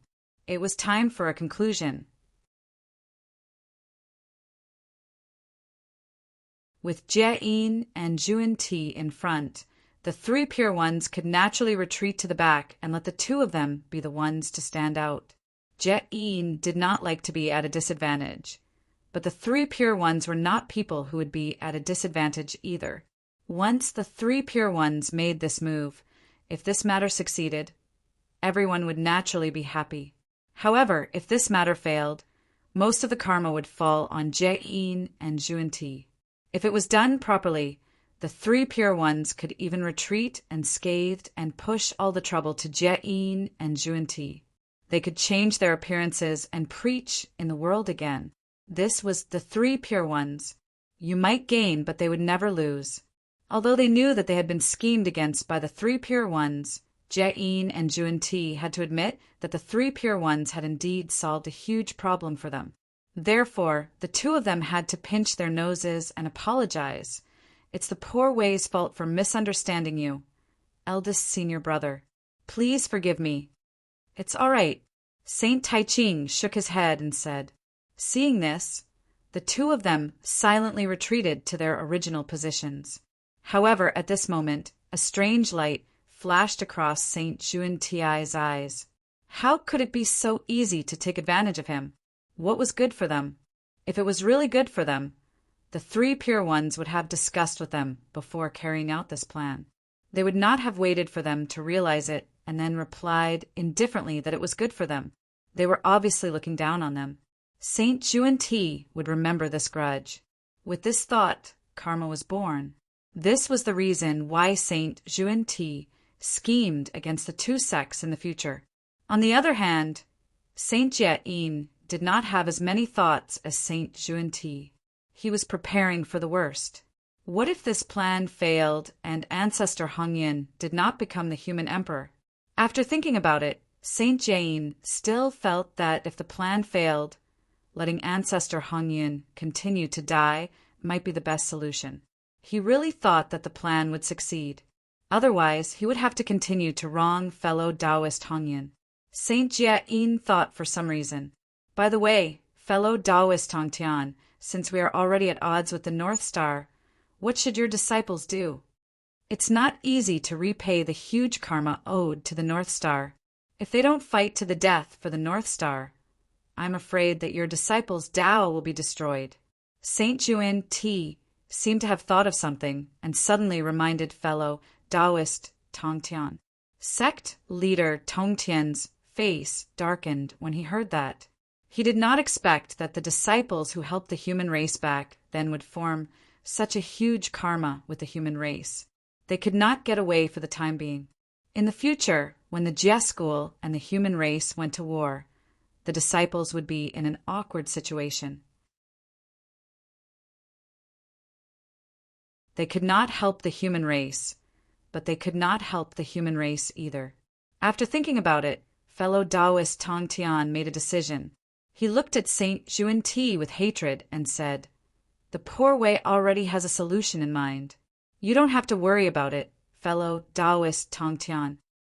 As he spoke, sect leader Tongtian waved a sleeve and took out dozens of connate spirit treasures. You're tuning in to the Thunder Spear YouTube channel. Don't forget to subscribe and join us on this journey to catch the most captivating stories.